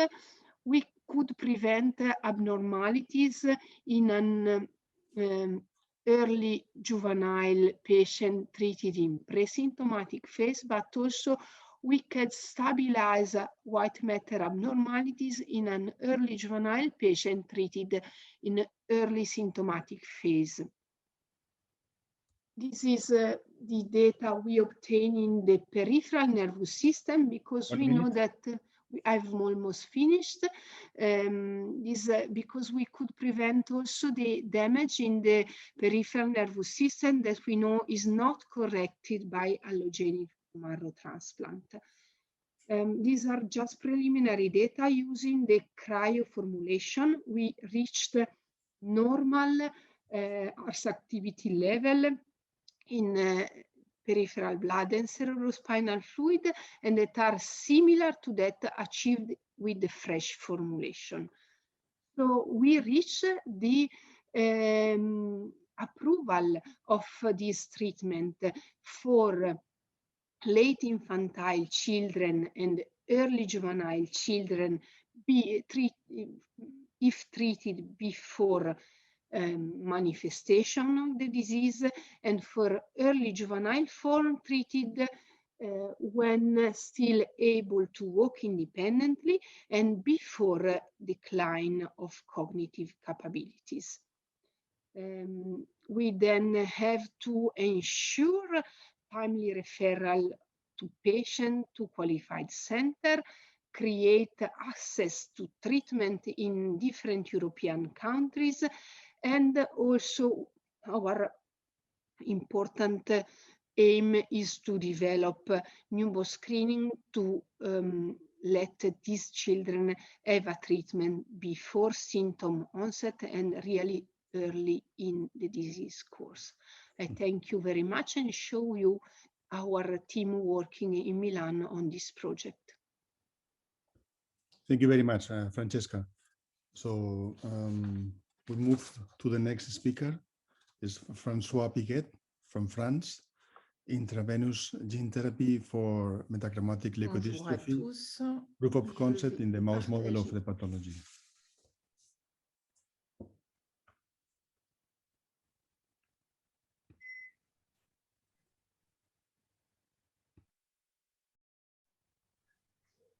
Yeah, perfect. Yes. Bonjour à tous. Donc, tout d'abord, je tiens à remercier ELA pour nous avoir invités aujourd'hui pour présenter nos résultats sur cette thérapie génique intraveineuse de la leukodystrophie métachromatique. Je ne vais pas refaire une introduction sur la pathologie puisque Francesca vient de la faire, juste pour reprendre ces conclusions qu'elle avait faites. Pour ce qui est des thérapies géniques de la leukodystrophie métachromatique, nous avons pour les formes présymptomatiques la thérapie génique ex vivo par autogreffe de cellules souches hématopoïétiques génétiquement modifiées, qui est le traitement de choix. Et pour les formes post-symptomatiques, qui est celle sur lesquelles on va nous s'intéresser particulièrement, on sait que la thérapie génique ex vivo présentée par Francesca n'a en tout cas moins d'effet sur la progression de la maladie. Et un essai a été fait avant à Kremlin-Bicêtre avec Caroline Sevin comme investigateur principal suite à nos recherches dans le laboratoire par une administration intracérébrale d'AV10 codon-larza, sur lequel on a pu montrer qu'on n'avait pas d'effet sur la progression de la maladie. C'est 4 patients qui ont été réalisés. Donc pour ça, une de nos hypothèses est qu'on a vraiment besoin d'exprimer rapidement et largement dans le cerveau et la moelle épinière de l'ARSA recombinante. Ici, je vais vous présenter nos résultats dans le modèle murin de la pathologie. Donc, juste pour vous le représenter, c'est un modèle murin sur lequel on travaille depuis de nombreuses années dans le laboratoire, qui a été généré par recombinaison homologue, qui n'exprime pas du tout la protéine ARSA, dans lequel on est capable de voir une accumulation de sulfatide, donc comme c'est le cas chez les patients. Vous pouvez voir ici une souris contrôle et ici une souris knockout pour l'ASA. Et tout ce que vous avez en bleu, c'est une accumulation de ces sulfatides. Il a été montré de manière tardive chez ces souris des anomalies motrices. Ici, sur un test de Rotarod, vous voyez que des souris déficientes pour l'ARSA vont tomber de manière plus rapide par rapport au contrôle. Enfin, il a été montré qu'on avait une perte de neurones dans ces cellules et principalement des grosses cellules que vous pouvez voir ici qui sont au niveau du cervelet, qui sont les cellules de Purkinje. Et aussi une neuroinflammation qui passe à la fois par une activation microgliale et une astrogliose. Pourquoi vouloir développer une nouvelle thérapie? C'est surtout ces dernières années, de nouveaux vecteurs AAV ont été identifiés et surtout administrés en intraveineux. À l'époque, le seul vecteur qu'on administrait en intraveineux, c'était de la AV9. Vous voyez ici, à une dose de 1,10-12 vecteurs génome. Il faut voir en vert, c'est quand on a de la transduction. On en avait un tout petit peu qui partait dans le cerveau, un tout petit peu dans la moelle épinière. Mais ce qui a été démontré, c'est que pour ça, il fallait le faire de manière quasi néonatale, dès l'instant où la barrière hémato-encéphalique qui entoure le cerveau se refermait, on perdait cette capacité du vecteur à passer la barrière hémato-encéphalique. L'équipe de Deverman et Gradinaro ont développé 2 nouveaux vecteurs et celui auquel on va s'intéresser, c'est ce qui s'appelle l'AAV-PHP-EB qui dérive de cet AAV9 et qui, en injectant 10 fois moins, sont capables d'aller de manière efficace au niveau du cerveau et de la moelle épinière. Donc, l'étude qu'on a pu mener grâce à un financement d'ELA pour ce projet, on a pris des souris donc nées à T0. À l'âge de 6 mois, on les a injectées en intraveineux, donc ça se fait en rétro-orbitaire chez la souris, avec 5, 10, 11 vecteurs génome. On a suivi les souris jusqu'à 9 mois, à laquelle on a récupéré les prélèvements, donc cerveau, plus les organes périphériques, de manière à étudier la biodistribution du vecteur et ensuite l'efficacité thérapeutique. La première chose qu'on a été regarder, c'est la biodistribution du vecteur. C'est-à-dire qu'on est capable, dans les différentes structures du cerveau et de la moelle épinière, d'aller quantifier le nombre de copies de vecteurs qui ont transduit le tissu. Et donc, vous voyez qu'après une administration intraveineuse, dans le cortex, dans le tronc, on a en moyenne 3 copies par cellule de vecteurs. On est à peu près à 1,5-2 copies dans le striatum et dans le reste du cerveau, 1 copie en moyenne dans le cervelet, 2 copies dans la moelle épinière, très peu dans le nerf sciatique.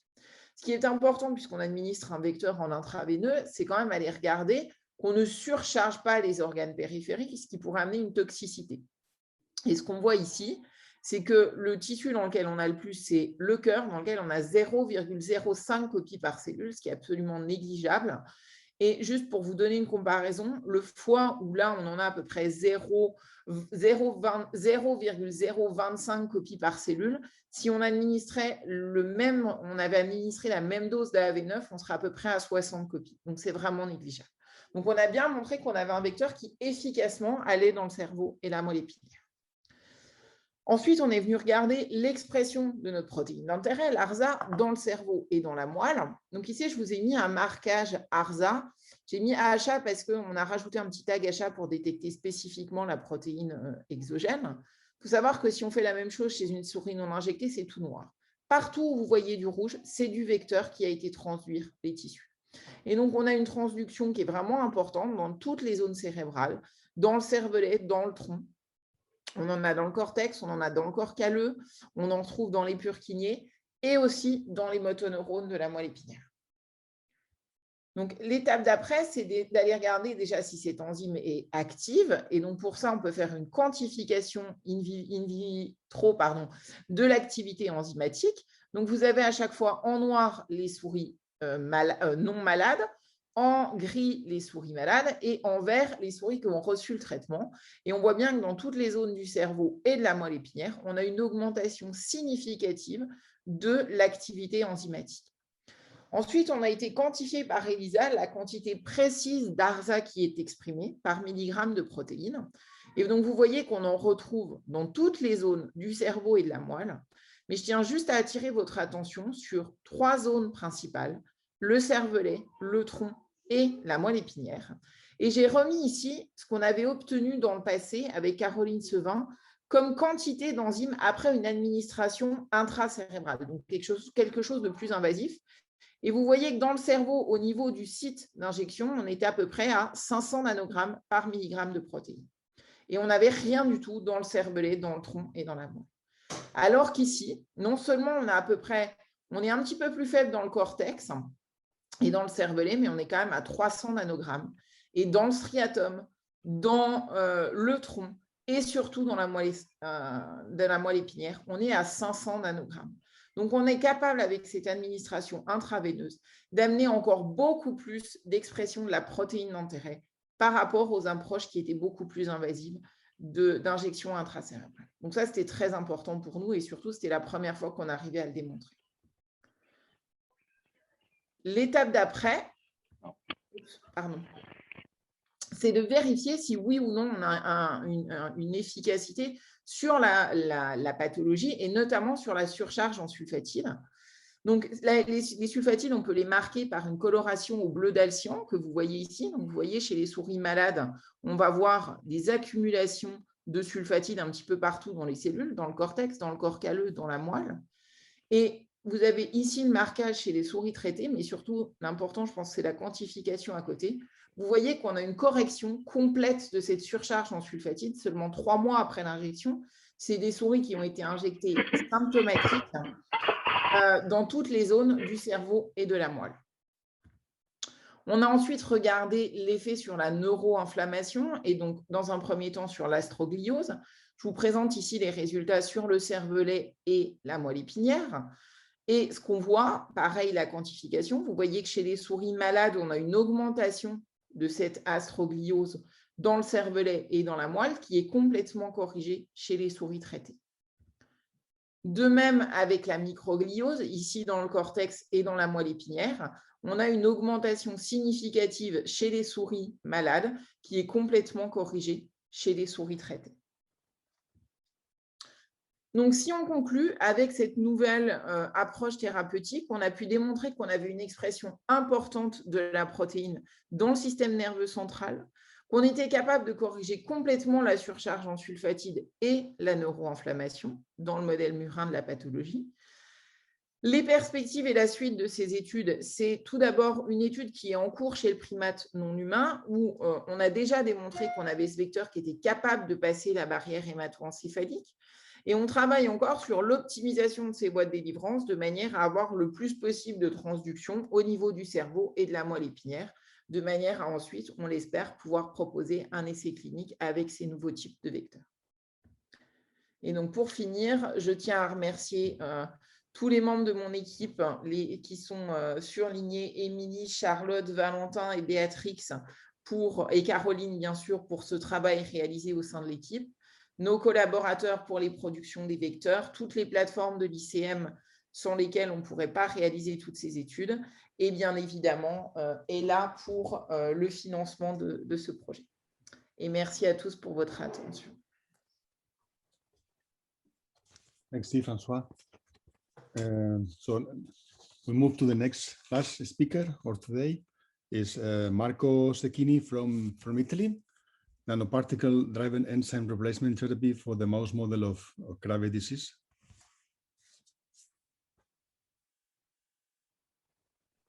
Can you hear me?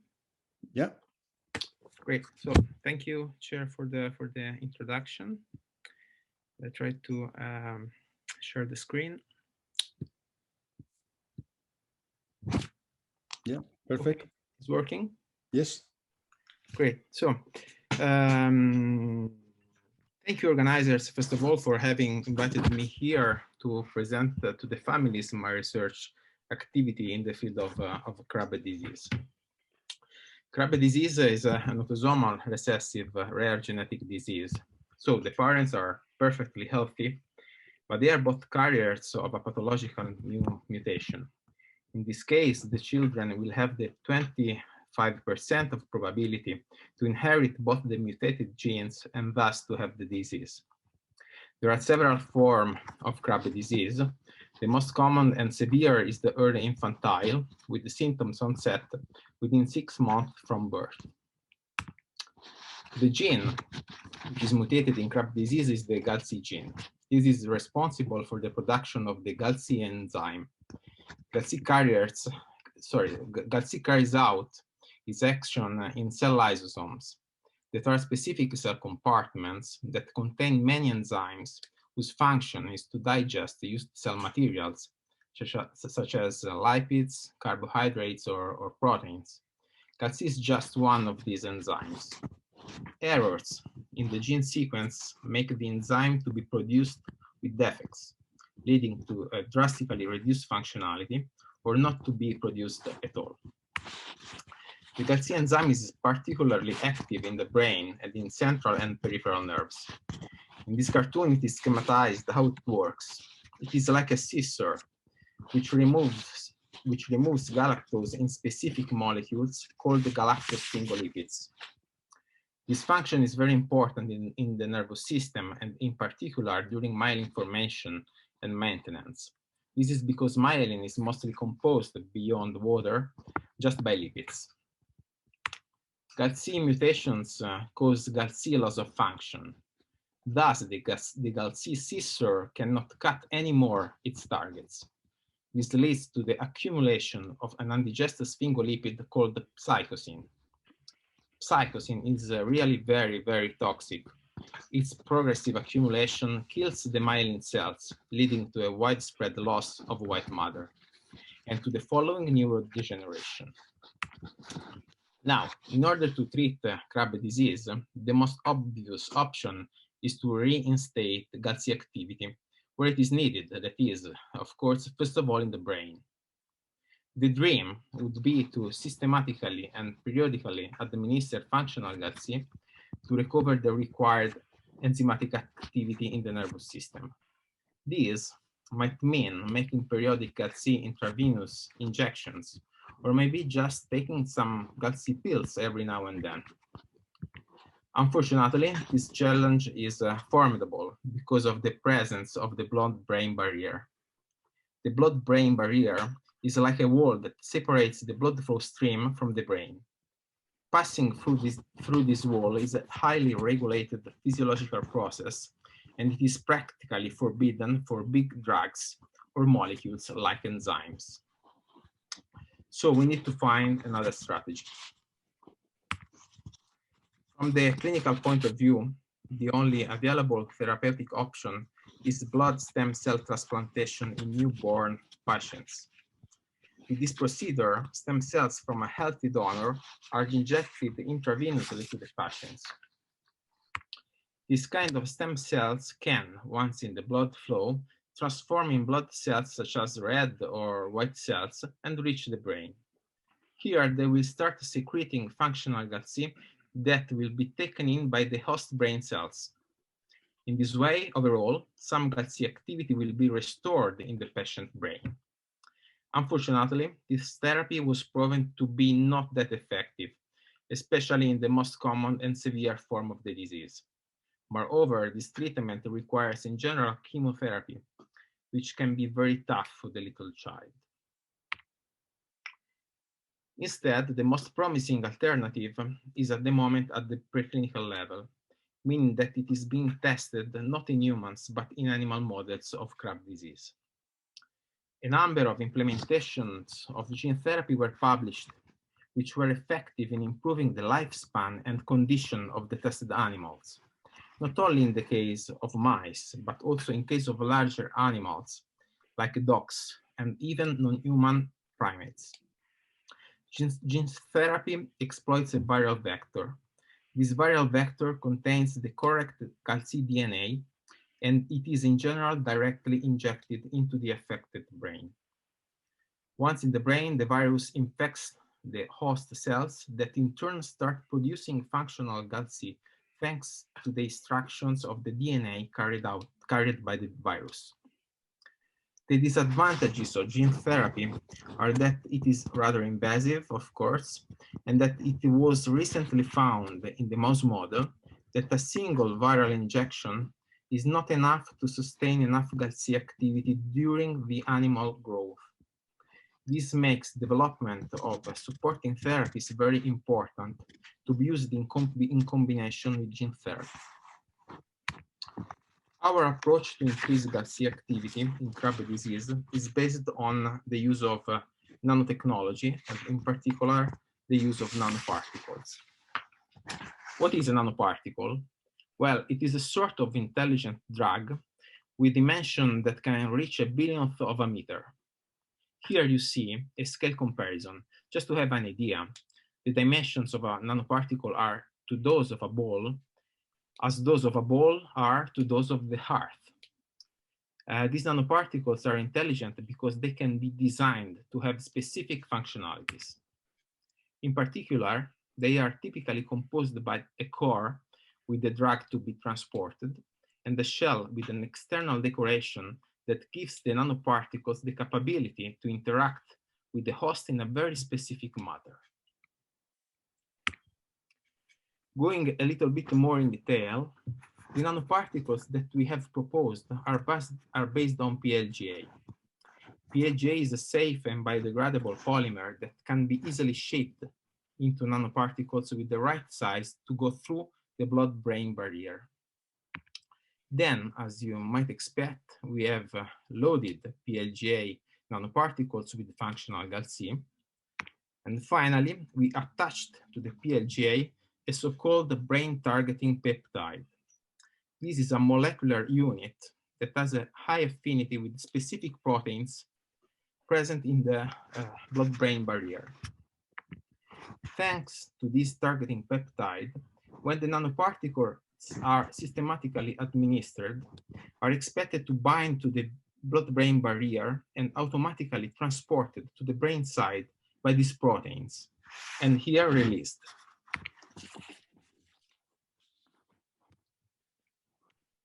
Here and in the next few slides, I'm going to show you some results of this research. First of all, we have developed a new synthesis procedure that stabilizes GALC in aggregates called CLEAS within the nanoparticles. In this form, the enzyme, which is typically very fragile and sensitive to chemical manipulations, was found to preserve very well its functionality. Importantly, we verified this method not only for GALC loading, but also for other lysosomal enzymes, such as PPT1, which is defective in NCL1 disease, the alpha-glucosidase, which is defective in Pompe disease, and beta-glucosidase, which is defective in Gaucher disease. We have then tested our nanoparticles in vitro with cells from the Twitcher mouse, which is the most used mouse model for Krabbe disease, and most importantly, with cells from Krabbe disease human patients. First of all, we demonstrated that the nanoparticles could be taken in by cells and that the GALC cargo is released in cell lysosomes, that is just where the enzyme is expected to carry out its function. Then, after 24 and 96 hours of treatment, we measured the GALC activity with respect to control untreated cells that did not carry any pathological mutation. The results of these experiments are summarized in these two graphs here on the right. One is for mouse cells, and the other one is for human cells. The blue lines indicate the level of GALC activity measured in cells from control mice and human donors with no GALC mutations. As you see, after 24 and 96 hours, the activity measured in treated cells increased from almost zero up to the values expected for cells from control mice and humans. In other words, the treatments totally rescued the GALC activity in Krabbe model cells. So, encouraged by this result, we tested our nanoparticles in vivo, meaning not just in cells, but with the entire animal model. Here, the study protocol is reported. At the age of 20 days, the animals were systematically treated with the nanoparticles via intraperitoneal injections. After 4 hours, they were sacrificed and the brains and other control organs were extracted for GALC activity measurements and microscopy analysis. First of all, we directly looked for nanoparticles in mouse tissues by microscopy. In these images, the red dots are the nanoparticles, whereas the blue shapes are the cell nuclei. Nanoparticles were found in livers as expected because the liver is a well-known accumulation organ. This, for us, was a sort of positive control. Most importantly, as you see here, we could find the nanoparticles also in the mouse brains. Concerning GALC activity, these are the values measured for control mice not carrying any GALC mutation. These are the values obtained for healthy carrier animals, that were around half of the ones measured for control mice, as expected, and zero activity was measured for diseased mice. For diseased mice treated with Galci nanoparticles, we could obtain a very important increase of activity in the brain up to the level of carrier mice. I would like to stress that this value of activity in carrier mice is sufficient for the disease not to manifest at all. The carrier mice are indeed perfectly healthy. For who was interested, this research was recently published in Science Advances. You see here the complete reference, and the paper is open access and can be downloaded free of charge by everyone. Well, now, what we still need to do? The answer is quite simple. We have to cure the mouse. We have first of all to find a treatment protocol made by repeated Galci nanoparticles administrations in order to maintain high levels of activity in the nervous system. Later, once we will have found the right timing between injections, we will perform a complete enzyme replacement therapy and measure mouse lifespan and behavioral function. This is an ongoing work just started in September 2020 with the project supported by ELA. Just to conclude, I would like to leave you with a few perspectives. Nanoparticles materials are safe, biodegradable, already approved for clinical use. We see not too many problems from this point of view to proceed with a clinical validation in case of positive outcomes. Then in order to go in this direction, we will need the support of a pharma company. This is required for scaling up the production process and have a pharmaceutical standardized formulation. Our approach might be also explored for other lysosomal storage disorders, like for instance, the metachromatic leukodystrophy, by just changing the cargo transported by the nanovector. And finally, this approach might be used as support and in combination with gene therapy. Okay, this is my very last slide. First of all, I would like to thank very much ELA, which gave me the possibility to start this research with a pilot project and is continuing to support me for the preclinical testing. And then I would like to thank my research group at the Nest Labs. A special mention to Ambra and Ilaria, who have been working with me since the beginning of this research, to Maria Cristina for nanoparticle synthesis and characterization, and to Sarah and Roberta for the animal studies. And finally, thank you all for your kind attention. Thank you very much, Marco. Okay, so this was the last speaker. Elaine, how we should proceed now? We should ask the questions or? Yes, everyone is invited to raise their hand at the bottom of their screen. And depending on the time, we don't have much time, but we will try to take as many questions as possible. So please raise your hand and we will give you the opportunity to ask your question. Mm-hmm.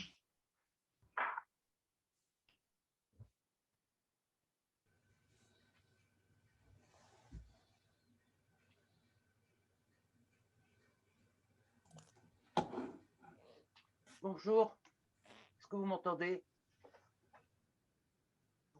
Oui. Oui, excusez-moi, j'avais déjà posé la question à l'écrit, hein, mais c'était peut-être, c'était plutôt pour la personne qui s'occupait donc de la maladie d'Alexander, excusez-moi. Voilà, j'avais lu dans le dernier ELA Info qu'on parlait d'oligodendrocytes antisens, mais vous n'en avez pas reparlé. Est-ce qu'il y a des nouvelles d'un essai thérapeutique qui se mettra en place ou pas?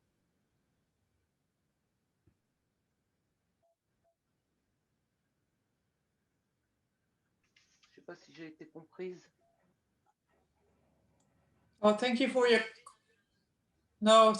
question, but I would like to invite Mario van der Knaap to answer this because I'm not the clinician and I know there's a trial ongoing. So Mario, please go ahead.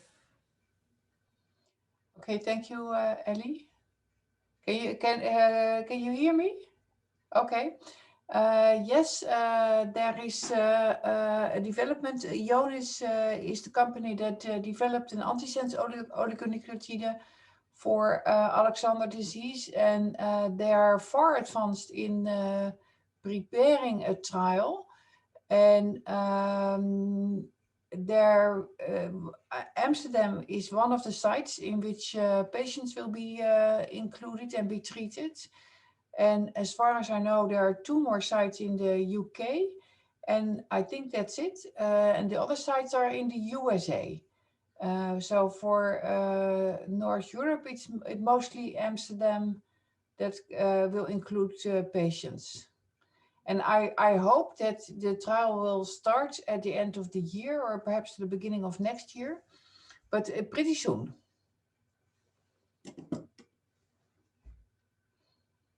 Any more questions about the trial?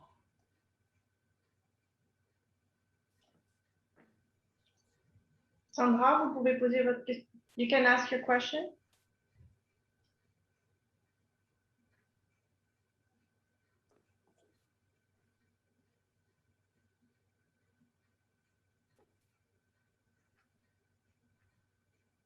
Sí, buenos días.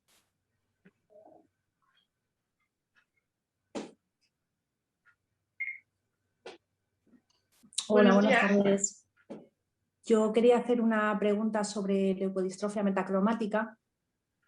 Quería saber si el tema de la terapia génica con el vector OTL200 es ya inviable para niños que presentan síntomas con prácticamente toda la pérdida de función motora, pero que conservan todavía la función cognitiva. No se podría usar, aunque solo fuera para frenar ese deterioro tan rápido que se supone que está por llegar, y aliviar en alguno de los casos pues todo el dolor que conlleva el deterioro motórico también.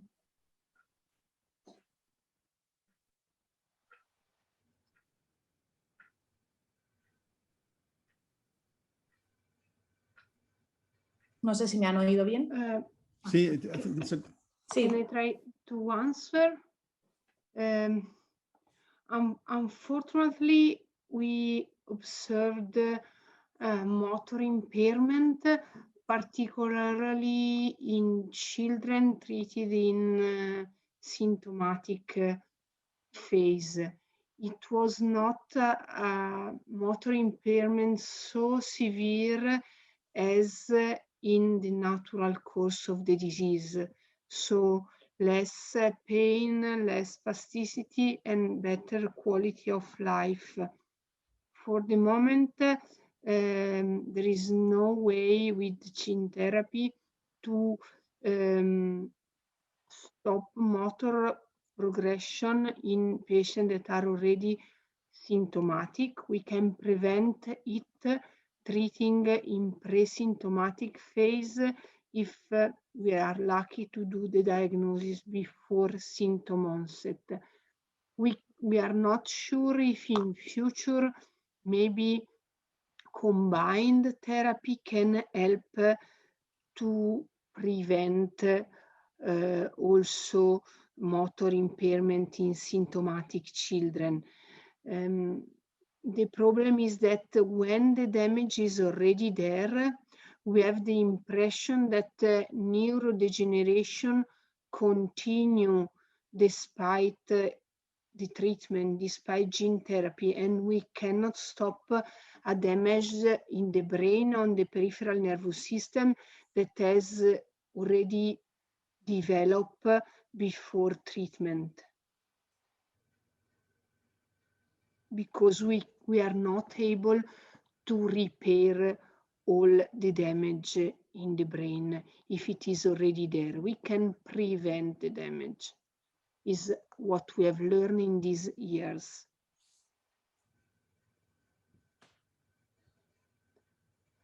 I've read another question, if I can answer, regarding the clinical trial with intrathecal enzyme replacement for MLD. I'm not directly involved in the clinical trial.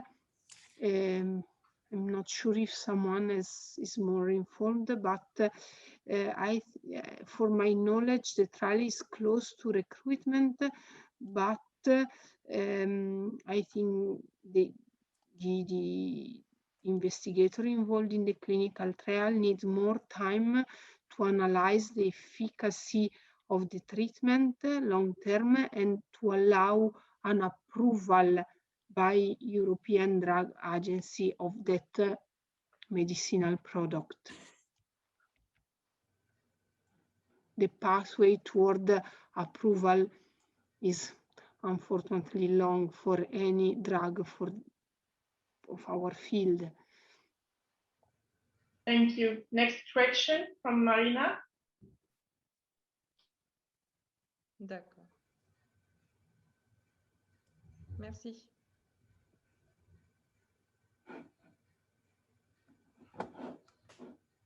Marina? Oui, tout à fait, mais on vient de répondre à la question que j'avais posée par écrit. Donc, merci. Merci.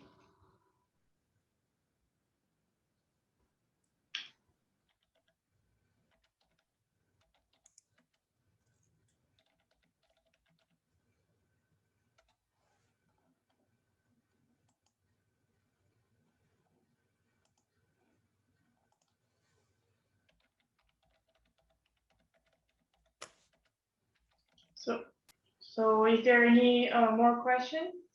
Do not hesitate to raise your hand if you'd like to ask a question.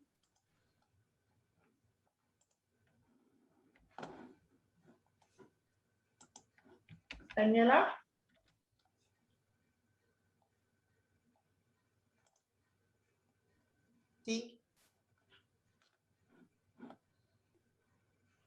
Helene, is it okay if I answer a question that was in the Q&A?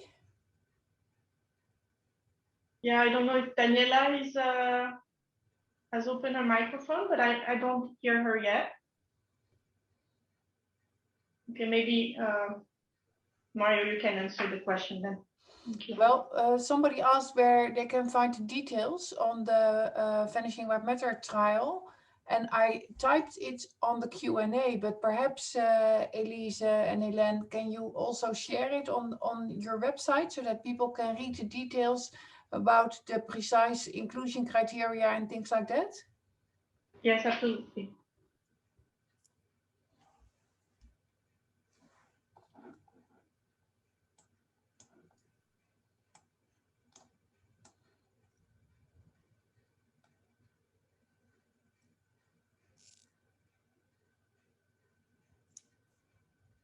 Yeah, hello. I hope you can hear me. So thanks first of all for this impressive presentations and all the research you do. I have a question to Raul. So you showed this interactome of CLIACAM, and it's impressive how many other proteins are there which seem to cause leukodystrophies. And I guess some of them are not connected yet to leukodystrophies.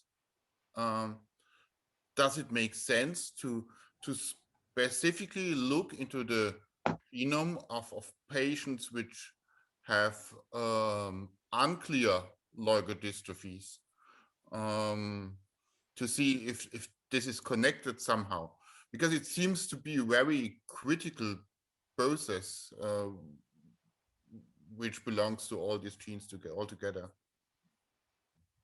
You mean in MLC or in undetermined leukodystrophy? No, I mean for the MLC patients, it's clear what the gene is which is affected, right? But it seems as the connexin is also causing leukodystrophies and CLC2 as well. So there seems to be many leukodystrophy genes connected.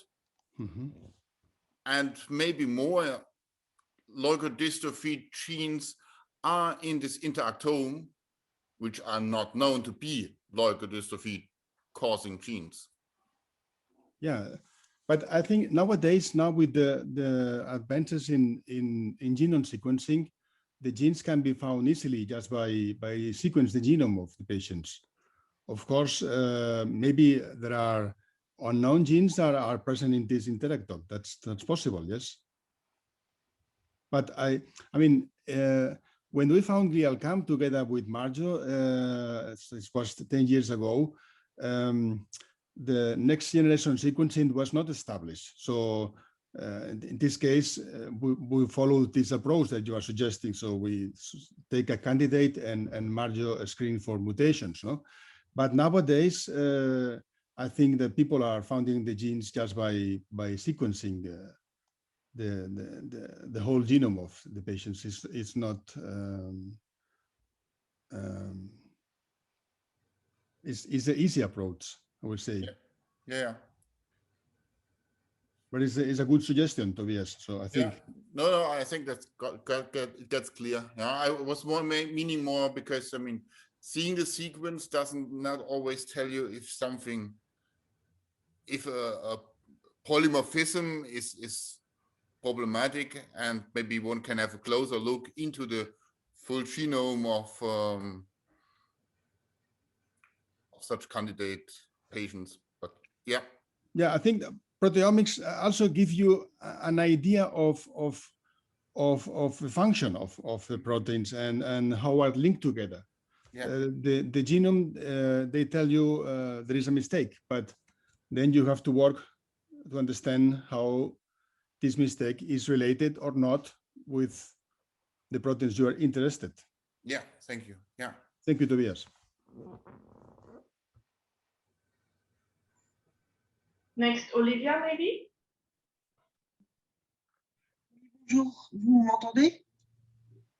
Oui. Oui. Allez-y. J'avais une question, c'était pour Françoise Piguet. Je posais par écrit, c'est à propos de la thérapie génique intraveineuse, à savoir si vous avez une idée à peu près de savoir dans combien de temps, si c'est plusieurs années, les tests ou ça pourrait commencer sur les formes juvéniles symptomatiques. Oui, j'avais fait une réponse par écrit, mais vous ne l'avez peut-être pas vue. Ah non, je n'ai pas vu, désolée. En fait, ce que je disais, c'est qu'à l'heure actuelle, donc on a fini l'étude de preuve, on est en train de finir l'étude de preuve de concept chez la souris, qui est ce que je vous ai présenté. Maintenant, on est en train de faire des études aussi de dose-réponse pour voir quelle dose minimum de vecteurs il faut administrer pour avoir un effet thérapeutique, et surtout nos études chez le gros animal pour vérifier que ça va bien dans nos cellules d'intérêt, avant ensuite d'avoir nécessairement besoin de faire tout ce qui est étude de toxicité avant d'espérer un essai clinique. Donc, ce n'est pas malheureusement avant au moins 3 ans. D'accord, ok, merci. J'essaye de faire aller les choses le plus vite possible. Oui. Mais, voilà, on est obligé d'avoir des données réglementaires. Les travaux chez de gros animaux, forcément, ça prend un peu plus de temps. On a été un petit peu retardé avec le Covid ces derniers mois. Mais on essaye de faire au plus vite, en tout cas. D'accord, ben merci à vous tous, en tout cas, pour votre implication. Je vous en prie. If anyone else would like to raise their hand.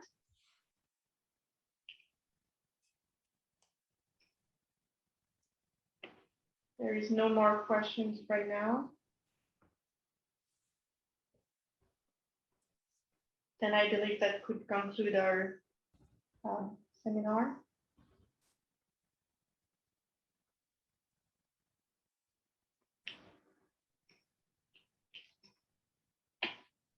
So, okay, one more question. 1 second. Lauriane? Oui, bonjour. Oui, vous m'entendez? Allez-y, oui. Vous m'entendez? On vous entend. Oui, d'accord. Ma question, elle est dans les questions. En fait, c'est une question toute simple. Si le vaccin ARN messager pouvait être administré aux enfants, aux jeunes, est-ce qu'il y a une contre-indication pour le syndrome CASH? Voilà, tout simple.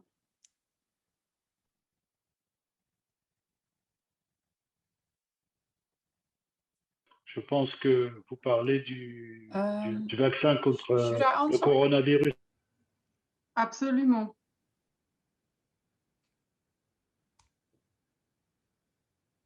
Yeah. Should I answer? Go ahead, Mario. Can you hear me? Yes. Yes. Okay. Stresses may provoke vanishing white matter, and indeed, some patients have had a deterioration after a vaccination. So there's no denial that there's a bit of a risk. But I always say to families, the risk of a vaccination is lower than the risk of the COVID-19. And so I would recommend vaccination, but I would do it with antipyretic prophylaxis to avoid the fever, and also perhaps to be a bit anti-inflammatory. So I would start with antipyretics the day of the vaccination, and then go on like for 10 days. And that's, I think, the best we can do.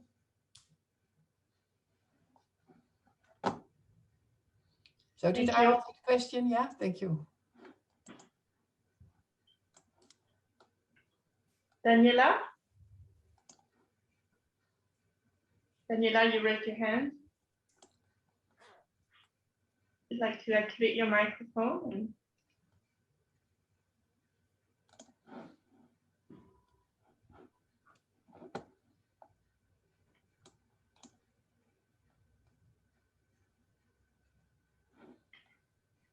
No.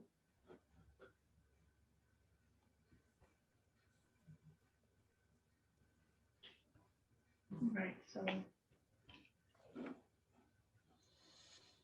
I think there is no more questions there.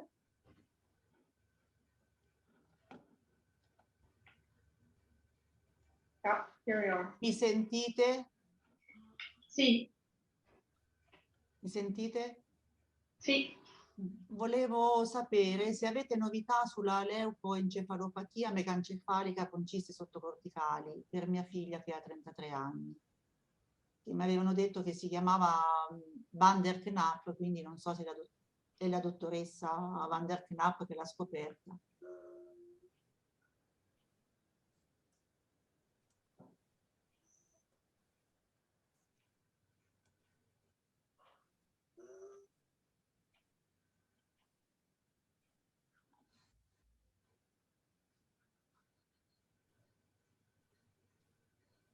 What would you like to know?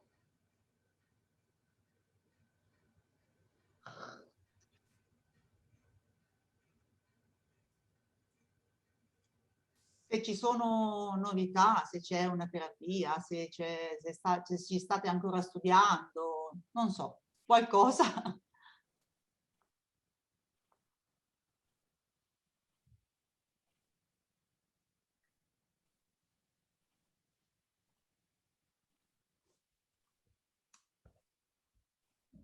Daniela è mia figlia, si chiama Daniela Milli.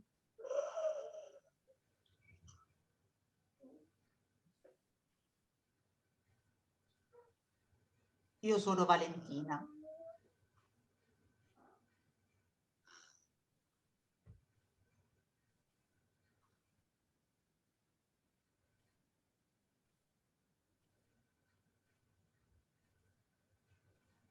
Noi lavoro con la MLC, però è molto, molto difficile una terapia per questa malattia. Daniela. Ok. E Marzo també lavorando. In Italia due gruppi lavorando con...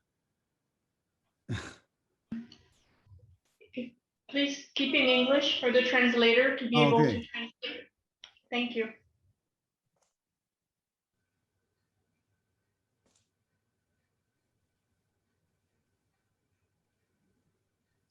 È la dottoressa Van der Knapp che l'aveva scoperta oppure no? Perché prima la chiamavano sindrome di Van der Knapp. Ma non so.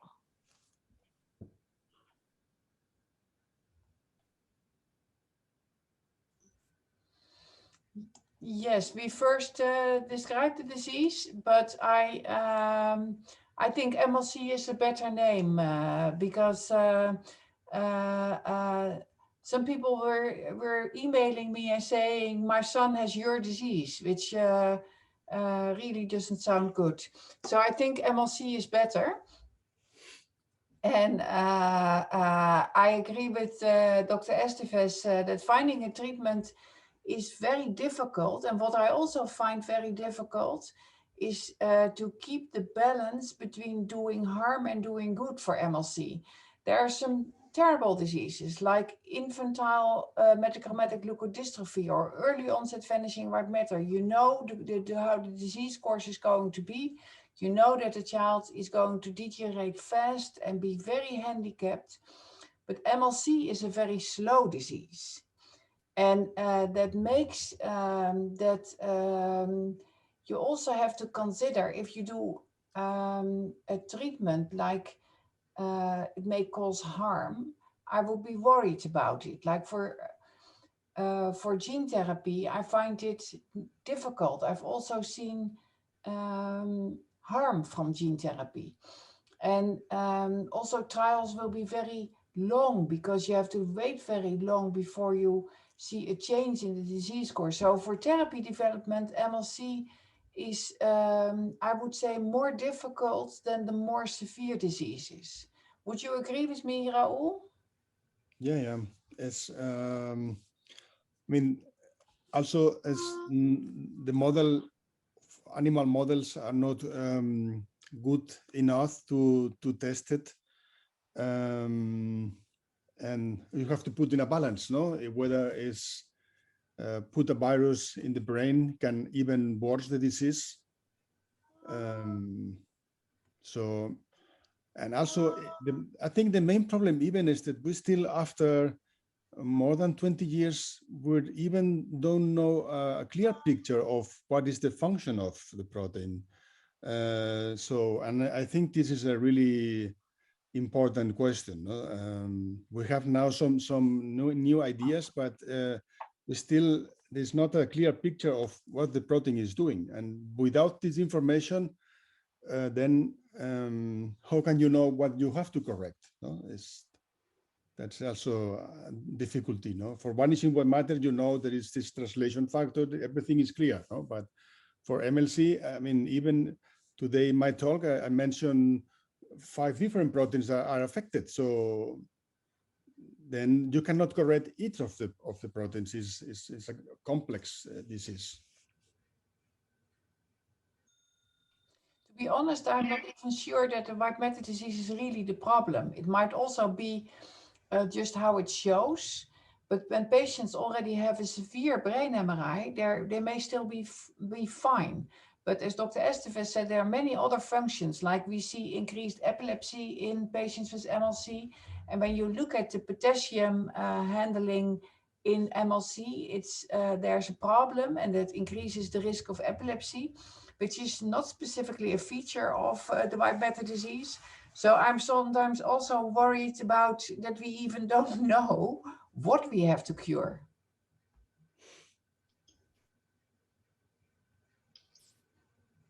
Thank you very much for your contribution. I think we have reached the end of our seminar. Thank you for all the presentations and also for your participation and your answers. Thank you very much. Thank you to all the speakers, and we hope that we can see each other very soon personally, or virtually. Thank you. Thank you. Bye now. Bye to everybody.